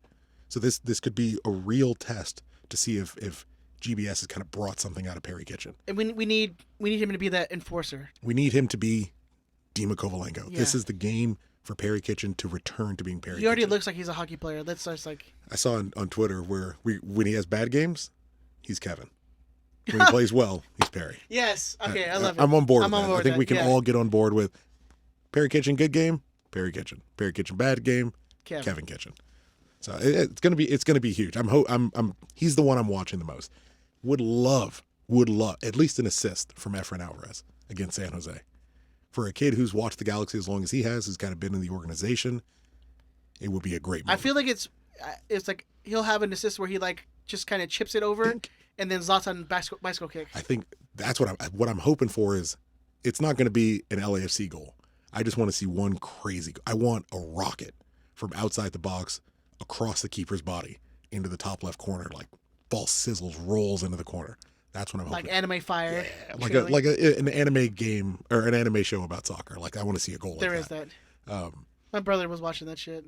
Oh, I mean, everyone's seen pieces, but that's what I'm hoping to see. I think it's winnable. I think it's absolutely winnable. But it's going to be tight. I think it'll be tight. Yeah, I wish we had a full lineup for this game. Mm-hmm. But I think these guys can do it. Hopefully. Yeah. If they play like they did against Cincinnati. Predictions. Ben, you're first because you're the worst. Luza. Yes. Second place now. So I am going against all of my better judgment. 100% of my better judgment. I'm gonna say the Galaxy win 2-1. Zlatan, and you know what? I think that Steris. It's time for Steris to get a goal. He hasn't got one in a while. He's due. They are terrible at the set pieces. Yeah. And like you said, I mean, San Jose has issues in the air. Mm-hmm. So I think Zlatan and Steris 2-1. And we've been pretty decent on the road. Yeah. We're 3 games in a row where we won on the road. And so you go last, right? Because you got 2 points last round. Well, I got the Open Cup and this one. Okay. We'll do it all the same. Ironically, it makes me a little concerned. I have 2-1 as well. I have a 2-1 win. I have Zlatan. I was less certain about the second goal. I'm actually going to give it to Polenta. I think it's still going to be a set-piece goal, maybe a corner kick, probably a free kick. But I want to see one. Remember when he scored that last goal and it was just like his scream shattered to the world? I'd love to see that fucking up in Stanford. So hopefully a 2-1 Polenta and Big Zlatan. I'm gonna go with a 2-2 draw. And I think you get goals from Zlatan because he's due. And then I'm going to give the second one to Fabio. Any Yeah, reason? I'm a little. Any I'm a reason little. for Fabio? What?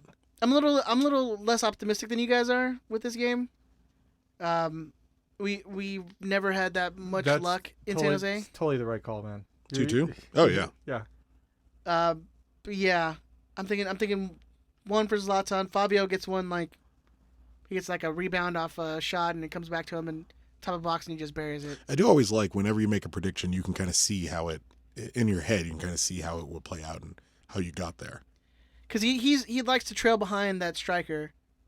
So I feel like if it would be a cross in the box, maybe a defender like poorly clears it, it drops to Fabio inside the box and he just buries it.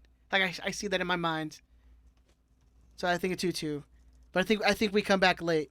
I think we're down 2-1 and then we get a late So equalizer. They can't hold a lead to save their Yeah. lives. Yeah. That makes sense. So a draw that feels like a win type of thing. Yes. Right. I'll take that. Yeah.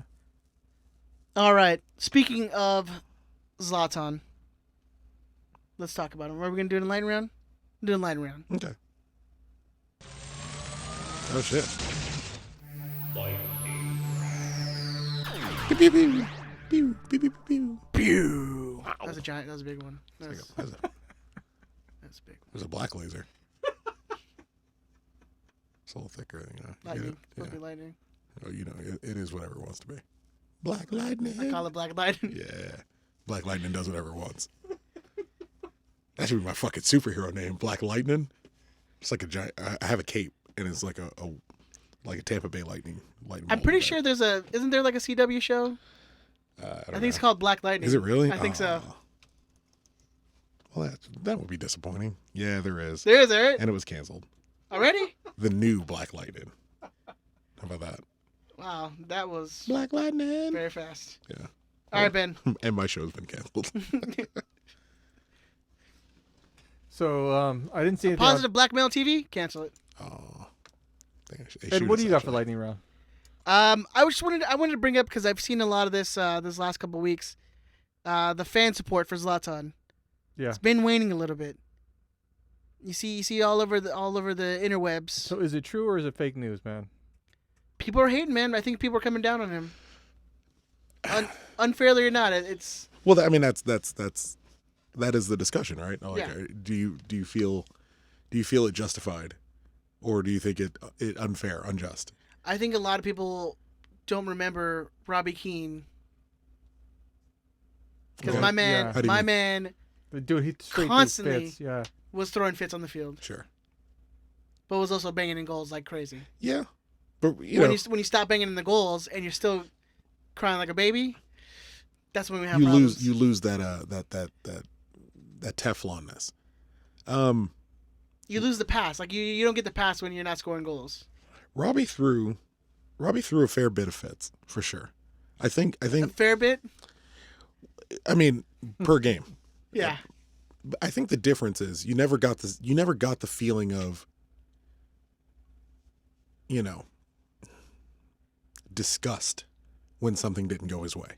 He was upset for sure, and he definitely was like, how do you not understand the game the way that I understand it? Like, why don't you see it the way I see it? And you saw that frustration. But I mean, you're a captain on the road, man. Like, flopping on the ground. Yeah, that was a whole nother level. And I get it. I watched that play over and over again. I get it. It seemed harder to fuck it up. It genuinely seemed harder to fuck it up.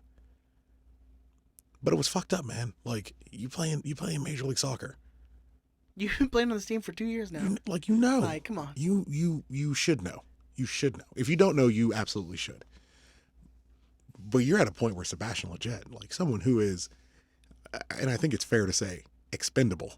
Someone who is expendable is talking to reporters saying like, yeah, well, you know, that's the guy's attitude. And that's, you know, what are you going to do about that? We're going to go in the back and have a conversation. And that is what it is.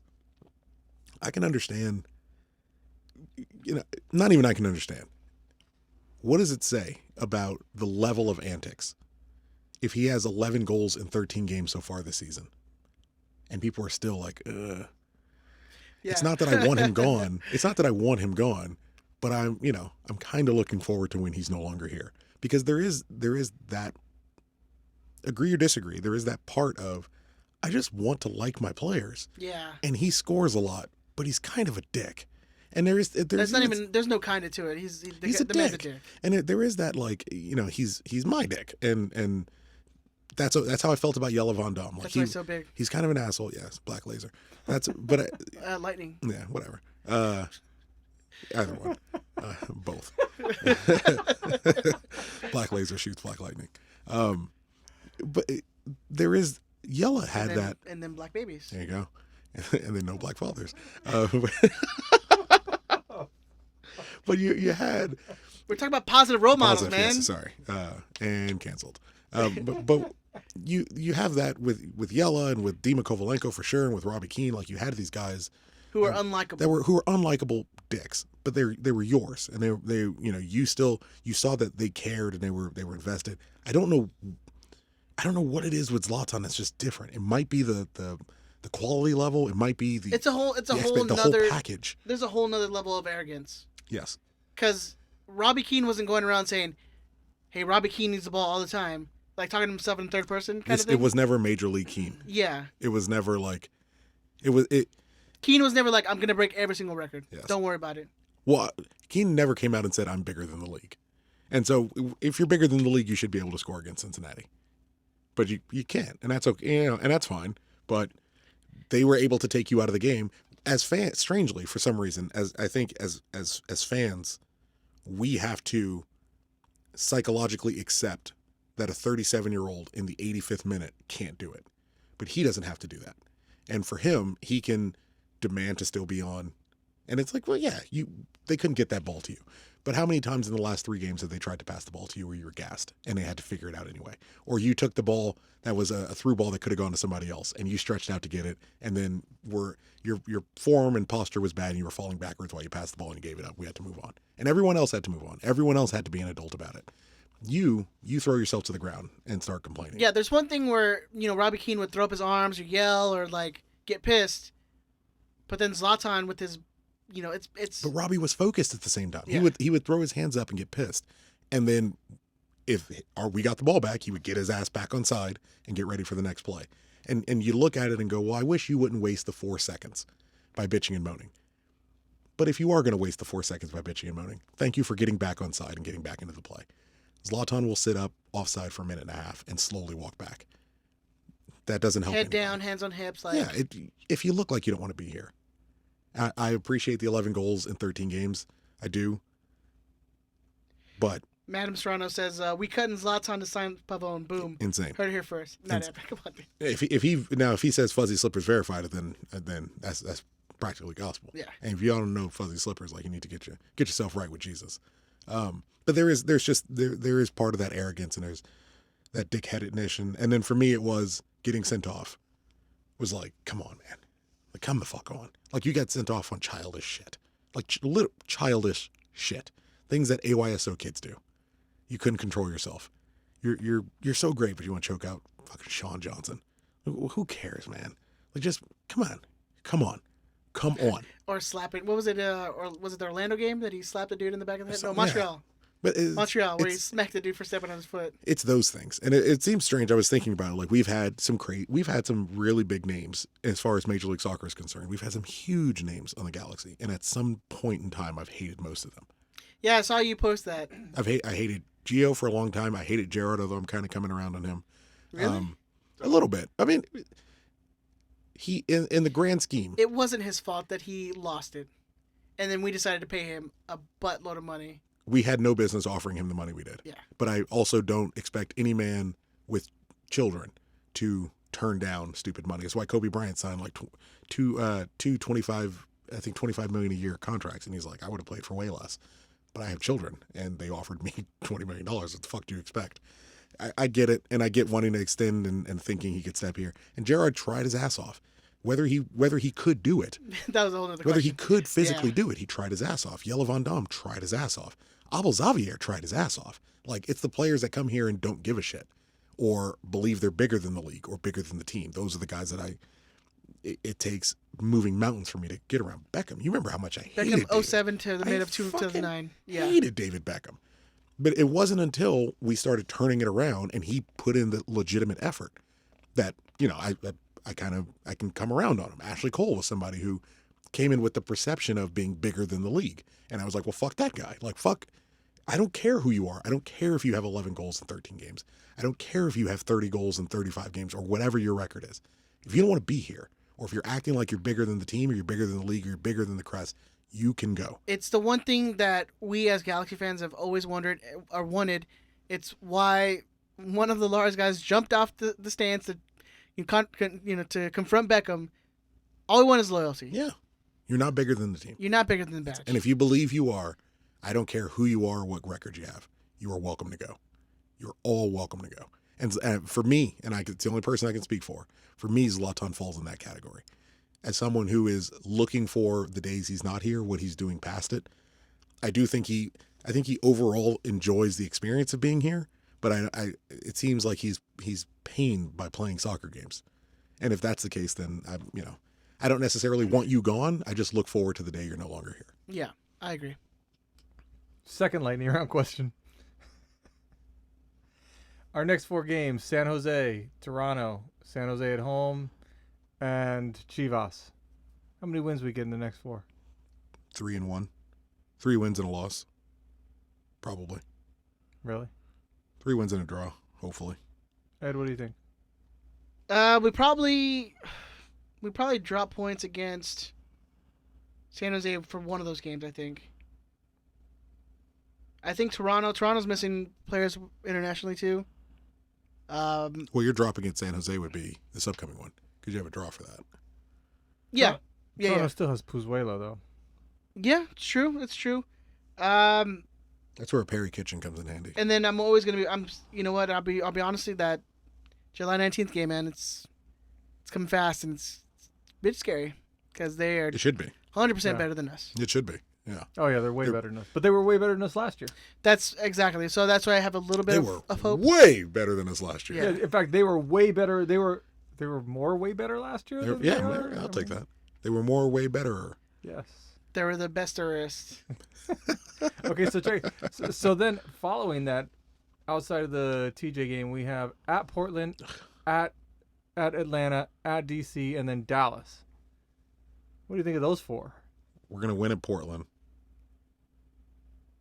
We're gonna lose at Atlanta. And then Dallas?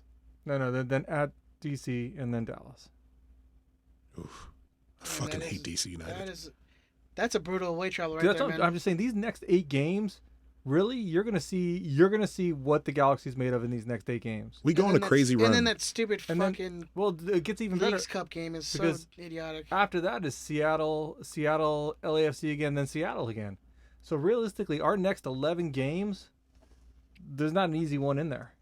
These 2 San Jose games are the easiest 2 games of the next 11. I'd probably say FC Dallas is probably the easiest of that bunch because they are not good. I think it's a toss-up between them and What was San that Jose. noise? What was that noise? That was me trying to spit out San Jose. I think San. So you're Tucker sucks. Fuck Tucker's friend. You're counting until which game? Where am I looking? Looking until September 1st. September 1st. That's the second Seattle game. So if you look at those games, I'll list them off for you. San Jose. All right, just tell me win or loss. Go ahead. Okay, so we'll go through this. All right, you have this weekend San Jose. You think win. Draw? You think win? July 4th against Toronto. Win. Ed? A draw. Yeah, I agree with you. You unpatriotic fuck. For Friday, San Jose at home. That's a win. That's got to be one. Yeah, it's got to be one. Okay, then you got LAFC home July 19th. I will take a draw. Ed? I'll take a draw all day. I'm taking a loss. Then we See, got. that's the thing. I I I can't. physically I cannot can't bring make myself to. that, I that can't bring prediction. myself to that. Yeah. See, I just We could start. I We could hate start it. that game with 3 players on the field. I'm like, we're gonna win 5-0. Fuck them, goddamn bastards. See, then you got at Portland, which I think is a loss. Yeah, we're gonna lose that game. Nah, I'm gonna be there. It's gotta be a win. That's a And loss. then I need that to be a win. at I'm gonna be Atlanta, really drunk. at Atlanta, another loss. That should be a loss. At DC, another It's loss. probably a loss. You know, then we come home to Dallas, which I guess Should that's be a a win. win. And then we're home against Seattle, which is maybe a draw. Draw, yeah, coin flip. Then at Bank of California Stadium, That's a win. Count that bitch right now. and then at Seattle, 8:25, which is right? probably a loss. Which I won't be there because I'll be Yeah. at the New Japan Super J Cup in Long Beach. Count that bitch. That's 3 Yeah. points. So realistically, I think we're looking at maybe 3 wins in the next 11. No. Nah, we're gonna beat. I We're think gonna beat. you're underestimating. We're gonna beat San Dallas. Jose. We're gonna beat Toronto. We're gonna beat San Jose again. We're gonna beat the Timbers. I think DC is actually We're a gonna beat FC game that you Dallas. can win. They're not as good as they were in the start of the season. I don't know. DC's gonna have a hard on. They're gonna have a big hard on for that game. Sure, but it's a week's rest from Atlanta. You're gonna have all your guys back. Hopefully, everyone's But Healthy. again, Ed, we're plagued. We're plagued by that 3 days of rest because we play DC United 3 days before we play FC Dallas, and you know how we are on 3 days. When we only have 3 days rest and you need to do cross country travel, Ed, there's nothing you can do but play Galaxy 2 play. I mean, that's I believe it's the rule. That's what I've heard. It's number one. anyway. That's really far ahead of and, schedule. and That's between Zubac. That's between the Zubac Portland territory. and between the Portland game and the Atlanta game is the All-Star break, which Zlatan and Zlatan and will Jonah be have to there. play in, Yeah. and that's a 5-day window, and they're Yeah. gonna have to play an extra game. Wait, hold I on. mean, What well- game? What day is that? That I believe the All-Star game is on the 1st. So, Skip it. You missed Atlanta, which we probably Well, lose anyways. the All-Star game is in Orlando, so if they go to Orlando and then just shoot up to Atlanta, it's not skip that big what of a the deal. All Star game? Yeah. They can't. They'll be banned for the Atlanta game. You said you're gonna lose the Atlanta game anyways. So why bother playing them? Give them extra rest. Actually, don't mind that. Actually, yeah, I don't mind that at all. On turf. Suck my dick, Don Grover. I don't mind that at all. If you're probably pulling an L in that game, or that's the thing. Even if you're not pulling a loss, what you're going to be defensive and playing counterattack football all night? And That's not Zlatan. And Zlatan's not going to play on the turf. It's Atlanta. This would be my concern. It's Atlanta potentially selling like 60,000 tickets. I could see Well, him they would do going. that anyways, But though. that's the thing. I can see him going. Oh well, there's 60,000 or 70,000 people showing Come up see me. because they're coming to see me. I mean, he already played on turf in Minnesota, right? He's played on turf a couple times this year. Cincinnati. Cincinnati, he played on turf. Yeah, he played on turf a couple days ago. I mean, I don't. He Was it said, there did we play Vancouver away already? well, he has said he's going to play. He'll play every game that he can play. The turf isn't factoring in as much. April 5th. I'm not sure that that's necessarily true or that's necessarily what's going to happen on a game by game basis. But he says that he's not directly affected by. They're not making their choices based on whether they're playing on turf. All right. Well, we'll see. Well, let's look. I got Cincinnati. The Revs play on turf, right? That game was here. I don't think Kansas does. Oh, you're right. I don't think Kansas plays on turf. NYC was home. Columbus Crew, that's grass. New York Red Bulls is turf. He played there. No, Red Bulls No, is it's grass. grass. Red Bulls is grass. Minnesota's turf for sure. No, Minnesota's grass. Really? Yep, and the new stadium's grass. Holy shit. Well, then But I don't really know who has turf but anymore. Portland can't do grass, right? Because they don't know they can't do. He it. did play at Vancouver. He got a goal and an assist. Anyways, that's really far ahead of look. You can't really predict that without knowing if we even have healthy guys or not. So All right. Yeah, I mean, say you predict a I loss just- to I- Toronto now, or not Toronto, but say you predict a loss to second San Jose or Seattle, and we end up signing Christian Pavone, and then it's like, all right, well, Yeah. it's a whole drastically different set of Yeah. circumstances. So that was my next question is what do we need here in this international break? Is it a big player? Is it a medium player? Or is it stand pat? we need an international slot. We need international slut? Of those yeah. Slut and international slot. sluts, yeah. Sorry, what are my options? A big player, just like a good squad player, or just stand pat? Great question. Well, we definitely don't need to stand pat. I would say we need. Okay, so what do we need then? What do you think we'll do? I think we're going to swing for the fences, and I think we're going to swing and try to sign Christian Pavone. I still don't understand how the money makes sense, even though it seems like they figured it out. Just the money makes Yeah. you can do the money. The money's fine, The mechanism is how I'm wondering how it's going to happen. Really? 'Cause how do you see the money? I don't even see being how does the money make sense. As in, like, we pay, which is reported as 10, 12, 13 million. Where get him in? are we getting the DP slot? That's what I'm saying. The mechanism of it. Well, Like, how is that? I think that's Ben's point about the money. I mean, I would assume the way you make that money or mechanism work, we're going to bring him in on a loan. Yeah. We pay upfront on a loan with a guarantee that we're going to pay. One of the things I saw today, guarantee we'll pay $12 million end of the year for 50% of his rights. Alessandrini gets moved on, whatever, that's done, or Zlatan decides not to return, whatever. Or both. Or both, and both might be beautiful because then you go out and try to get Benedetto. Well, I think that you also see more than likely you're going to see Alessandrini drop down as a TAM player. Best case scenario for him. Best case scenario for him to even want to be. If you're an Alessandrini fan, best case scenario for you is that he comes back as a TAM player, which I'm fine with. Positionally, I'm absolutely fine with. If he didn't take up the DP slot, he could stay forever, but he does, so he can't. But I think we swing for the fences because I don't understand how the money works. The loan could work. That loan plan could work, even as far as their mechanics, I believe, are concerned. Not precisely knowing how the money would work, I'm inclined to say we're going to swing for the fences, probably miss out, and go back for him in the winter. Just know, Ben, that if it happens, your boy is being dropped down to D2 again. You sure?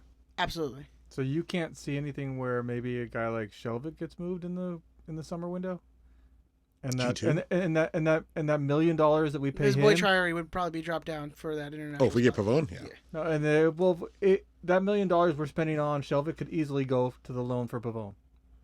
Yeah, but who's But we paying can't $1 get million? rid of Shelvik. Yeah. No. I mean, we could always move him someplace back to Europe. Well, we'd have to find somebody willing. Yeah, we'd have to find somebody like maybe a team that AEG owns in Sweden. Hammarby. That'd be nice. I don't know. I think Shelvik is. I think he's staying pat, at least through the end of the year. He's another one we're gonna have to pay off, man. He's another one we're gonna have to get rid of. I mean, that is a way to pay him off. You know, I mean, I know it's a way to get him closer to home. I don't know. He is clearly out in the doghouse. Oh yeah. Like he's done. Dave Romney was in the doghouse, and Dave Romney is starting more games than Shelvik now. Well, and that's the thing is a guy like Shelvik who maybe has one more European contract, maybe a few years left in Europe if he goes back now. That's the thing. That's kind of that's kind of how you sell him on this. He's 27. Yeah. This is. Because no he one could in MLS probably is even paying- he could paying him. probably even squeeze 2 contracts and maybe that's the way you sell it to him. You can squeeze 2 contracts out of this if you leave now. But at 27, yeah, he should be able to sign a nice 2 or 3 year deal, and then if he performs well, re-up in another year for the next 3 or 4, and then call it a career. Get out of a bad situation that's clearly not working. If the soccer gods are in our favor at all, they would make that happen. But I feel like we've pissed them off so much in the last 4 years that Speaking of which, that Shelvik, I know he's gonna go take a piss. That Shelvik is with this team. Like, he is not moving. I don't know. I mean, I'm hoping for the best. This is the way that you were talking about, like money and mechanism and everything. That's the way I see it making sense. Is getting rid of Shelvik, using that money as a loan deal for Pavone. Because wouldn't you'd still be on the hook for half of his contract, wouldn't you? It depends on the loan, on what the loan is. No, I'm talking about for Shelvik, because he played half a year, so you'd still have to pay Yeah. half that salary. Yeah. Half that salary would still be on your books. Yes.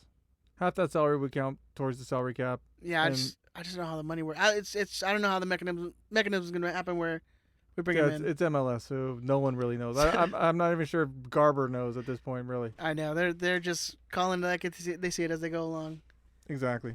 There was also the rumor Polenta possibly making a move back to Nacional. That's been shot down. That's been shot down like a million times. Yeah, earlier if you can't figure out why that's not happening, there's something wrong with how you process information.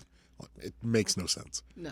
It's like, oh, we got a guy who wasn't playing, rehabilitated him, got him playing well, and then we're going to flip him immediately, even though he's clearly the best defender we have, as far as quality is concerned.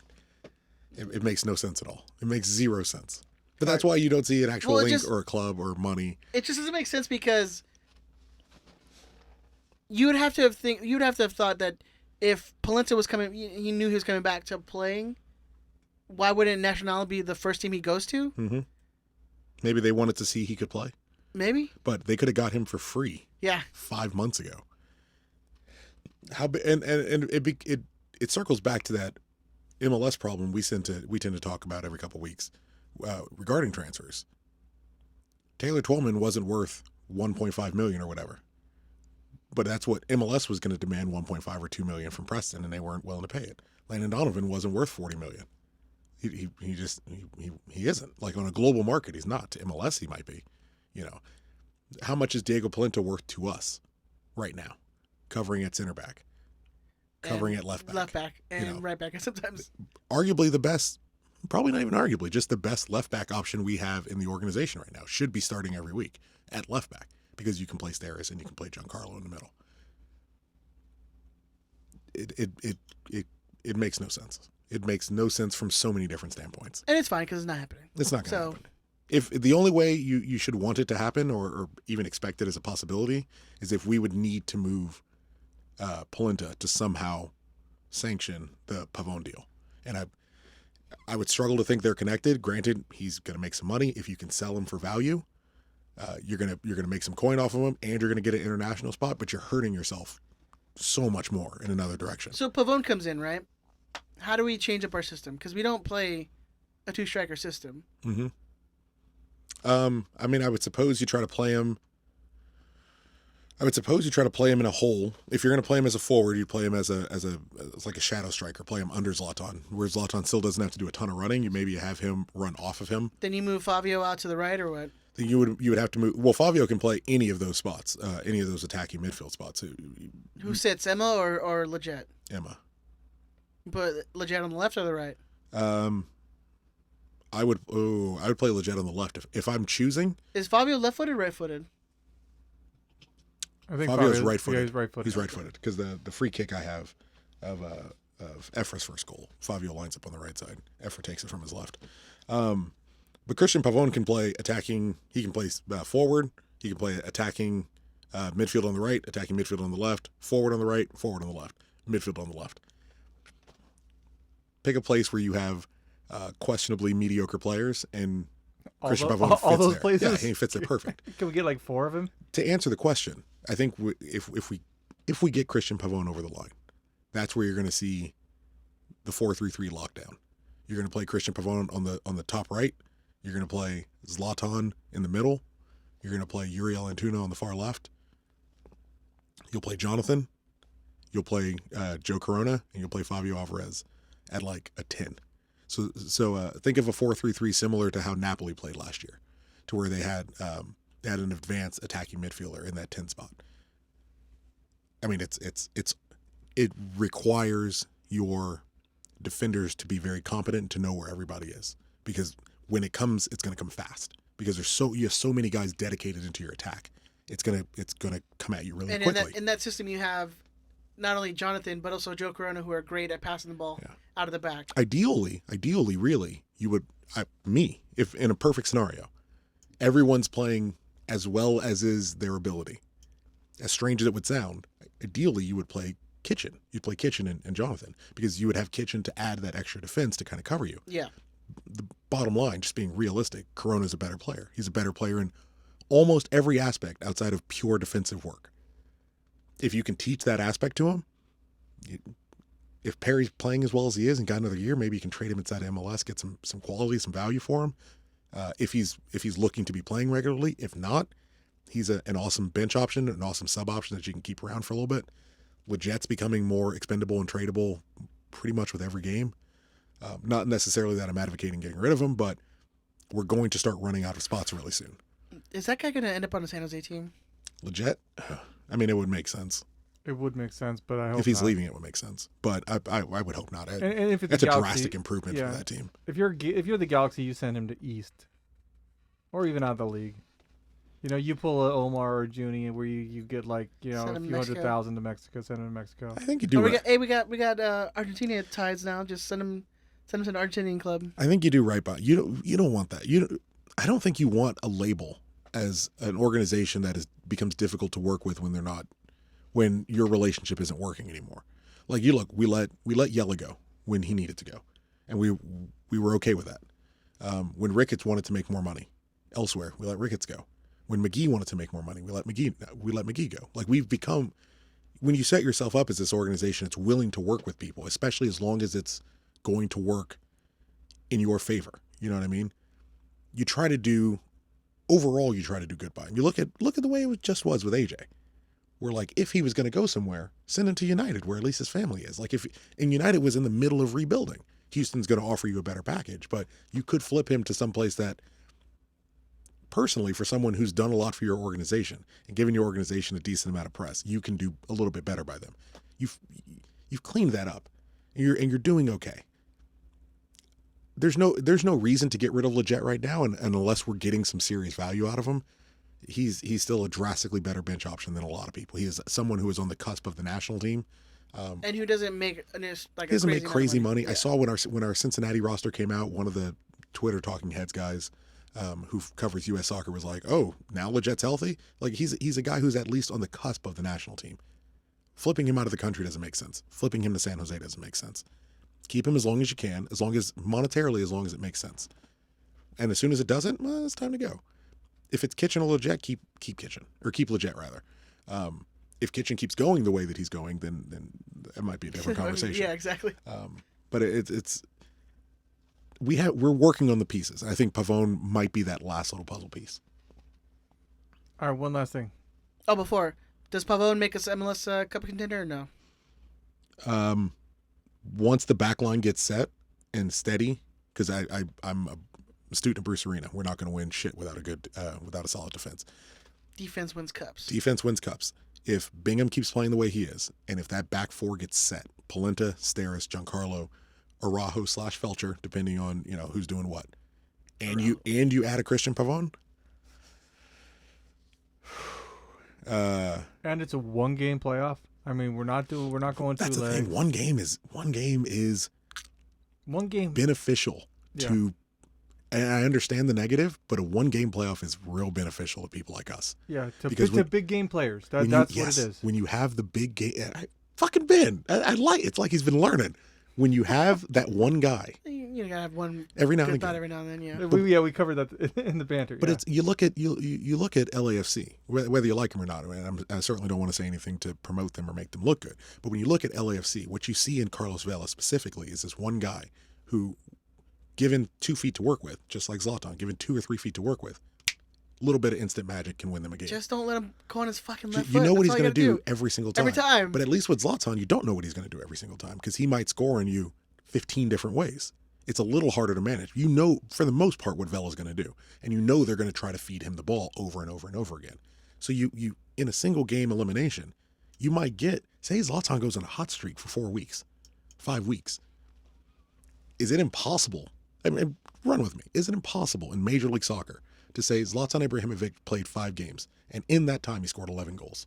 Is that an absolutely insane? If I said it about Boateng, you go, well, that's fucking what? He played 5 games. He scored 2 goals. You'd think I was crazy, and he's 1 goal away from that right now. But if someone says, well, Zlatan played 5 or 6 games, he scored 11 goals. Yeah, let me just tell you this, Tucker. If we had a second option like Pavone, I think it's very likely that you would see Zlatan do something like that. And even if he doesn't score 11 goals, he doesn't need to, because he's made room for Uriel, or he's made room for Fabio, or he's made room for Christian, or he's made room for Jonathan. Like, he's helped create, or fucking hey, you bring on Efrain late and make Zlatan even better, which seems to continue to be the case. Pavone certainly. Going through what I just went through with Anolfo and all due respect, Ziggy, it's hard to say yes, Christian Pavone will make us a contender. But yes, Christian Pavone would make us a contender. He would have to. Okay, we hit the midpoint of the season. So far, Tuck, what grade do you give Dennis DeClosa? Dennis DeClosa? He is an God. If there is a grade higher than an A, I would give it to him. B? Does he win executive? I give him a of the high year at B. this point? I give him a high, yes, but I would give him a high B. I'd probably give him a high B. That's rough, man. It's not unfair, but You got to give him A for just getting rid of Gio. Like, Yeah, exactly. I no, mean, if he could have got rid of Gio without costing us a shit ton of money, I would give him an that's A. true. What he did was he actually took control of his He organization. didn't cost us anything. It cost AEG to. He cost AEG a lot of money, but I've shouted this from the heavens as long as I can, and I will continue to do it. Every dollar comes from somewhere. There is always a budget. The idea Nazi of gold. the idea is Nazi gold, but he is running out of it. He's not running out of it, but there is a finite amount allocated to us. There's I a should lot say. of teeth left in that fucking bank It's account. terrible. A lot of melted wedding rings. Oh my god. But there is a finite amount of money that we have allocated to spend, and he pulled the trigger on doing something that, as an organization, we did not have the balls to do. If he managed to get rid of Gio, even at us only covering 50% of the salary, and actually getting rid of him, I bang on A. Absolute A. He gets Christian Pavone over the line. That's an A. The reason I can't give him an A now is, one, there's work to be done. Roster's not completed. Two, if I give him an A and then he signs Christian Pavone, what kind of year has he had? Like we're still working on the growth. So I'm going to give him a high B, which I think is fair, whilst giving him room to continue to work, because I think he is well and truly on his way. Yeah, to I building don't think something. you can give him an A with his whole like we're taking the cup seriously, and then that lineup came out. Mm-hmm. All right, what about GBS, Ed? I with DTK, I think it's still too early. GBS. I know. I'm saying, as like with DTK, I think it's a little early to even grade them, because it's still them trying to fix 2-3 years of complete fuck ups that have You know what? Well, grade their first. Tucker was trying to fix like 15 years of fucked up math, and he still got graded. But- So I'm gonna need a grade. But grade the first half based and take that into account. Yeah. Again, I'd probably give him like a solid B. Yeah. I don't think it's been great, but I think he's doing what he can with the team that he has. Like, you have a Shelvick on your team, you have a Boateng on your team, you have an underperforming Leggett on your team. You've gotten rid of Giovanni, which was a plus for him. You have to worry about that. It's a plus for everyone. I just want to be clear. Look how well Jonathan has done. Corona's been a good pickup. He's played well. They've gotten Kitchen to look like he was Kitchen before we came over DC here. United Kitchen. Yeah. Look at what he's done with Stairs. I mean, that alone probably should push you to an A. Yeah. I'm not too fond of his treatment of Romney. I think Romney probably deserved a little more than he has. But after that showing in Portland, maybe he doesn't. But his showing in Cincinnati would say that he does. So I would give him a solid B. Tucker. B seems very fair. Just going through the salaries really quick. You have Alessandrini making just under 1.9. You have Alessandrini making under 1.9. Emma Boateng just under 190,000. You have Felcher making 242,000. You have Hilliard Arce making 130,000. You've got Bradford Jameson, who we were on the hook for, making 76. You still have João Pedro on the hook. You have Bingham making what he's making. You have some high salaries out there, and we're second in the West. We're second in what is clearly the superior conference this year. With a lot of garbage you're not going to see on this team next year. With a lot of, we'll say, movable pieces that Garbage. you're not going to see. But to your point, Steris has played like a upper echelon MLS defender. Where if were he a few years younger and were his technique a little sharper, you'd probably see teams from maybe not, we've always said there's two different kinds of Europe. Maybe not Europe, but you would see some teams from Europe coming very interesting. Just say it's Scandinavian teams. Scandinavian teams, Trump country. You might see a Norway come in for him. It's always fucking Norway with that guy. But Why do they want to come here, Chris? they're not sending us their best, Ed. They're lazy. They're sending the rapists and the thieves and all that. They're like wooden shoes and shit. But with Kitchen, João Pedro, What is that, dude? wouldn't you? needs that? What good is it? What could it? How is it better How are than they? going A, barefoot? how are they comfortable? They can't be. Why are there curls at the end? B, they make way too much noise. You're that one Norwegian bank And robber. then C, who do you call if your shoes have termites? Oh, you're like, just fine. you're- You whittle a new one. Yeah. You're like, I need a heel on this bad boy. For what he has to work with, and granted they've spent a lot of money, but for what he has to work with, a B seems admirable. If we're an A is probably fair. It's really probably fair for second in the West on a season where, realistically, as we even said earlier, our goal is 3, 4, 5. I wouldn't give him an A with those losses like to Colorado and like New England. Well, the downside is there's occasionally these moments where he appears to get outcoached, and it's not so much that it's not even really an out coaching. It's just something changes in the game. A tactic changes that he doesn't quite seem ready for or able to adjust to.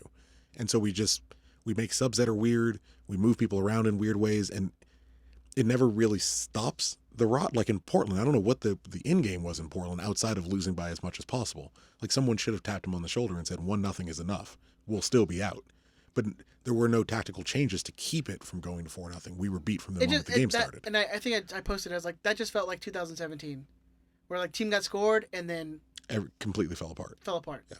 So a B seems fair. A B for both seems fair. DTK probably a bit closer to an A. But an A on his part, I think, is more easily attainable than GBS. And I think you can argue giving them A's just for bringing back like a little bit more prestige to this club that they lost in the last couple years. Yeah, if I would have told you that at the beginning of the season, that at this point, that halfway through the year, we'd have 10 wins and be second place in the West, you would have been like, oh, they're for sure getting A's. Yeah. I don't know what they did, So, but they did yeah. something amazing. Yeah, so I mean, I think yeah, high B, low A is definitely warranted. Where I would give DTK a little extra credit points if I can to push him to that B+. Going to games are fun again. Like going to games aren't a pain in the ass, and for the last few years, really, like going to games are kind of a pain in the ass because you knew it wasn't going to be fun. You knew we were going to be terrible.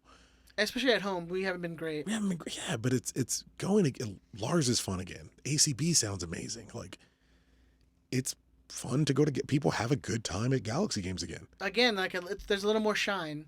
It just feels closer. Yeah. It feels closer to that like 2010, 2011, 2012 like golden prestige, Bruce Arena era.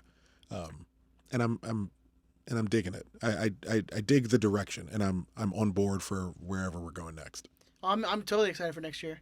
Next year's gonna be fun. When 10 to 12 of those players aren't even on the roster anymore, and to see GBS and DTK actually build a team. Mm-hmm. Well, I mean, just look at Corona, Leggett, Kitchen. One of those three is going to be gone. Period. Probably not going to be Corona. Probably going to be Kitchen, but increasingly making an argument for Leggett. Look, so we're going to grab someone new in the midfield. Like there's going to be some new players coming in that are going to play the specific style we're working to. An Argentinian or Mexican player. Well, not for either of those. No, we need we don't Americans. get international slots for them. I'll give them A's when they can start bringing in good, talented American players, because that's going to be the test. Julian Araujo. Kind of fell in the lap a little bit.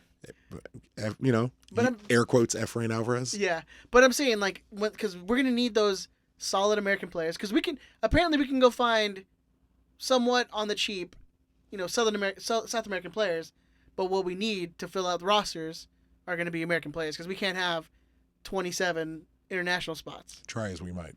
Yeah, exactly. So that's going to be the real test for, I think, especially for GBS, who doesn't know the American landscape. Well, MLS is built on the Pontius. It's built on the Kitchen. It's built on Emma Boatangs.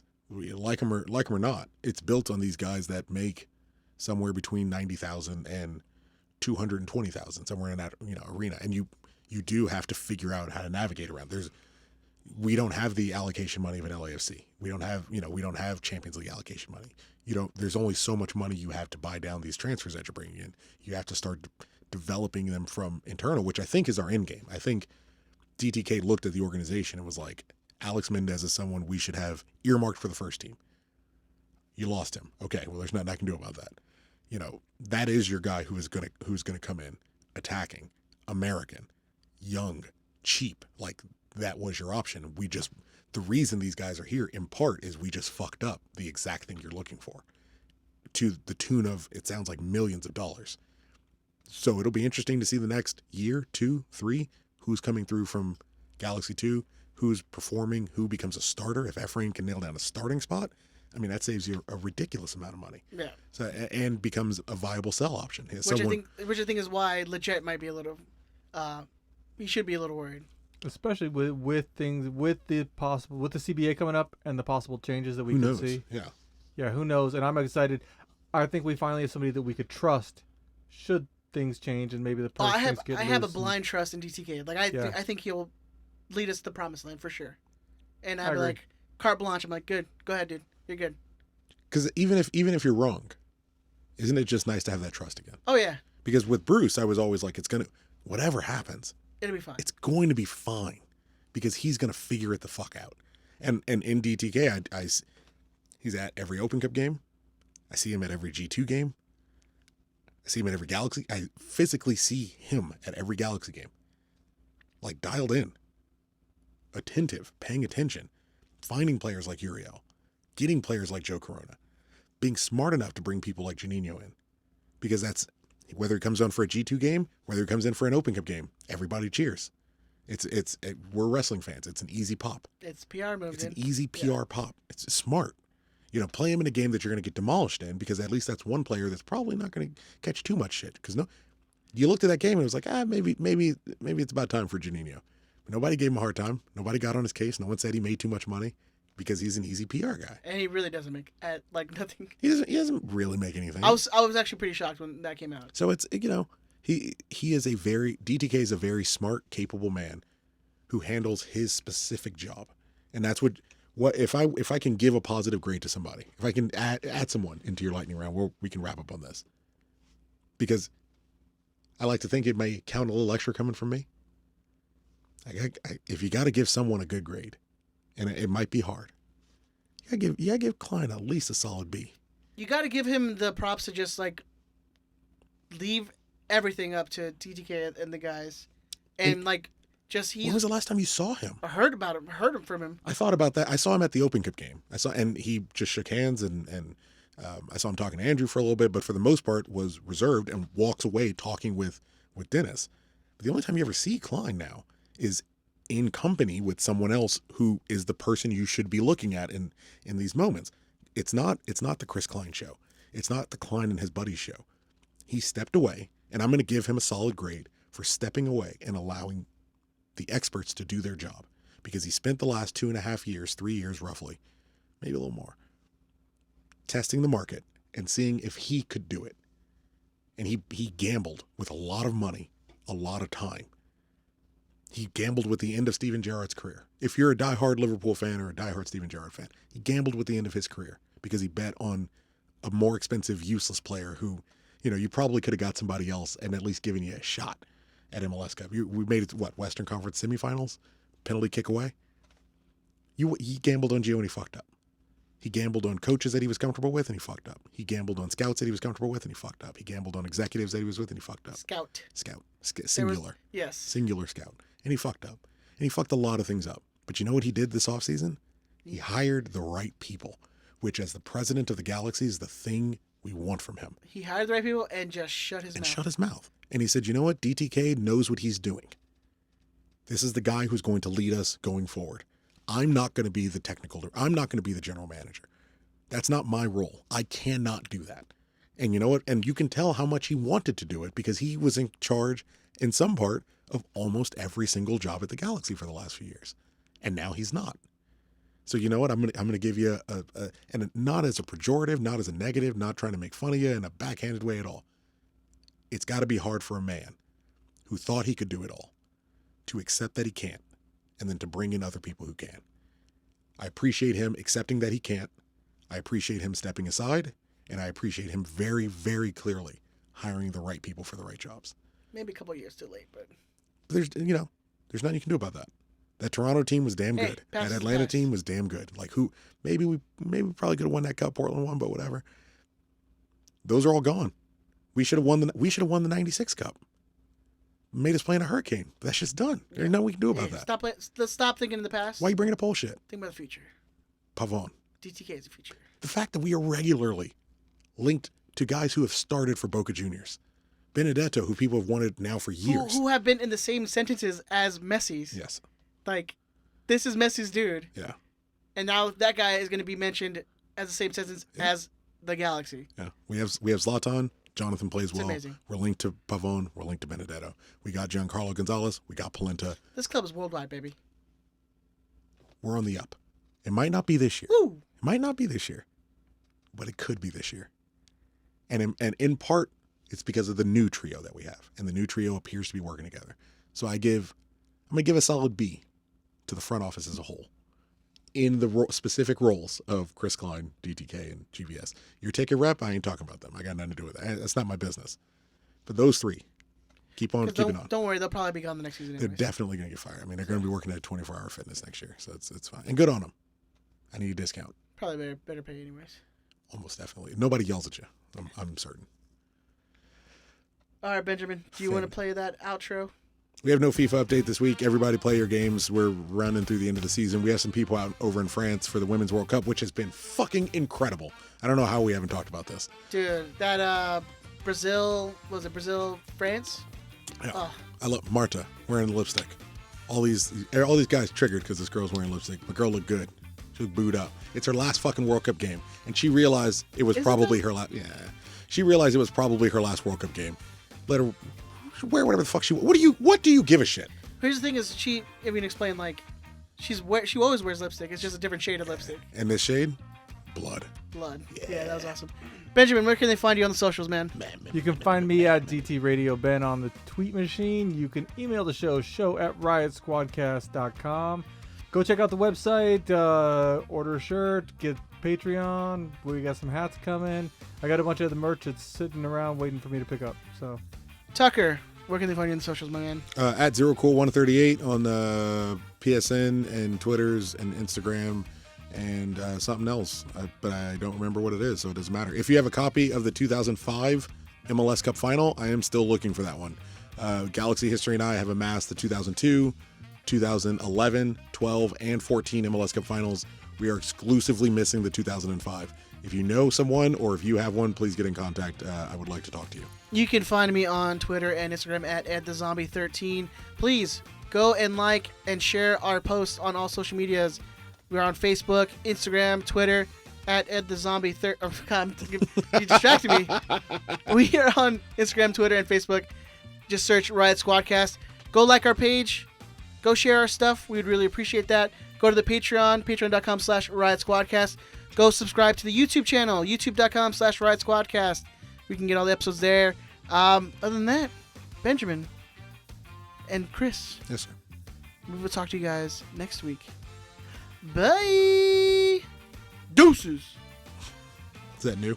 Yeah. I like it.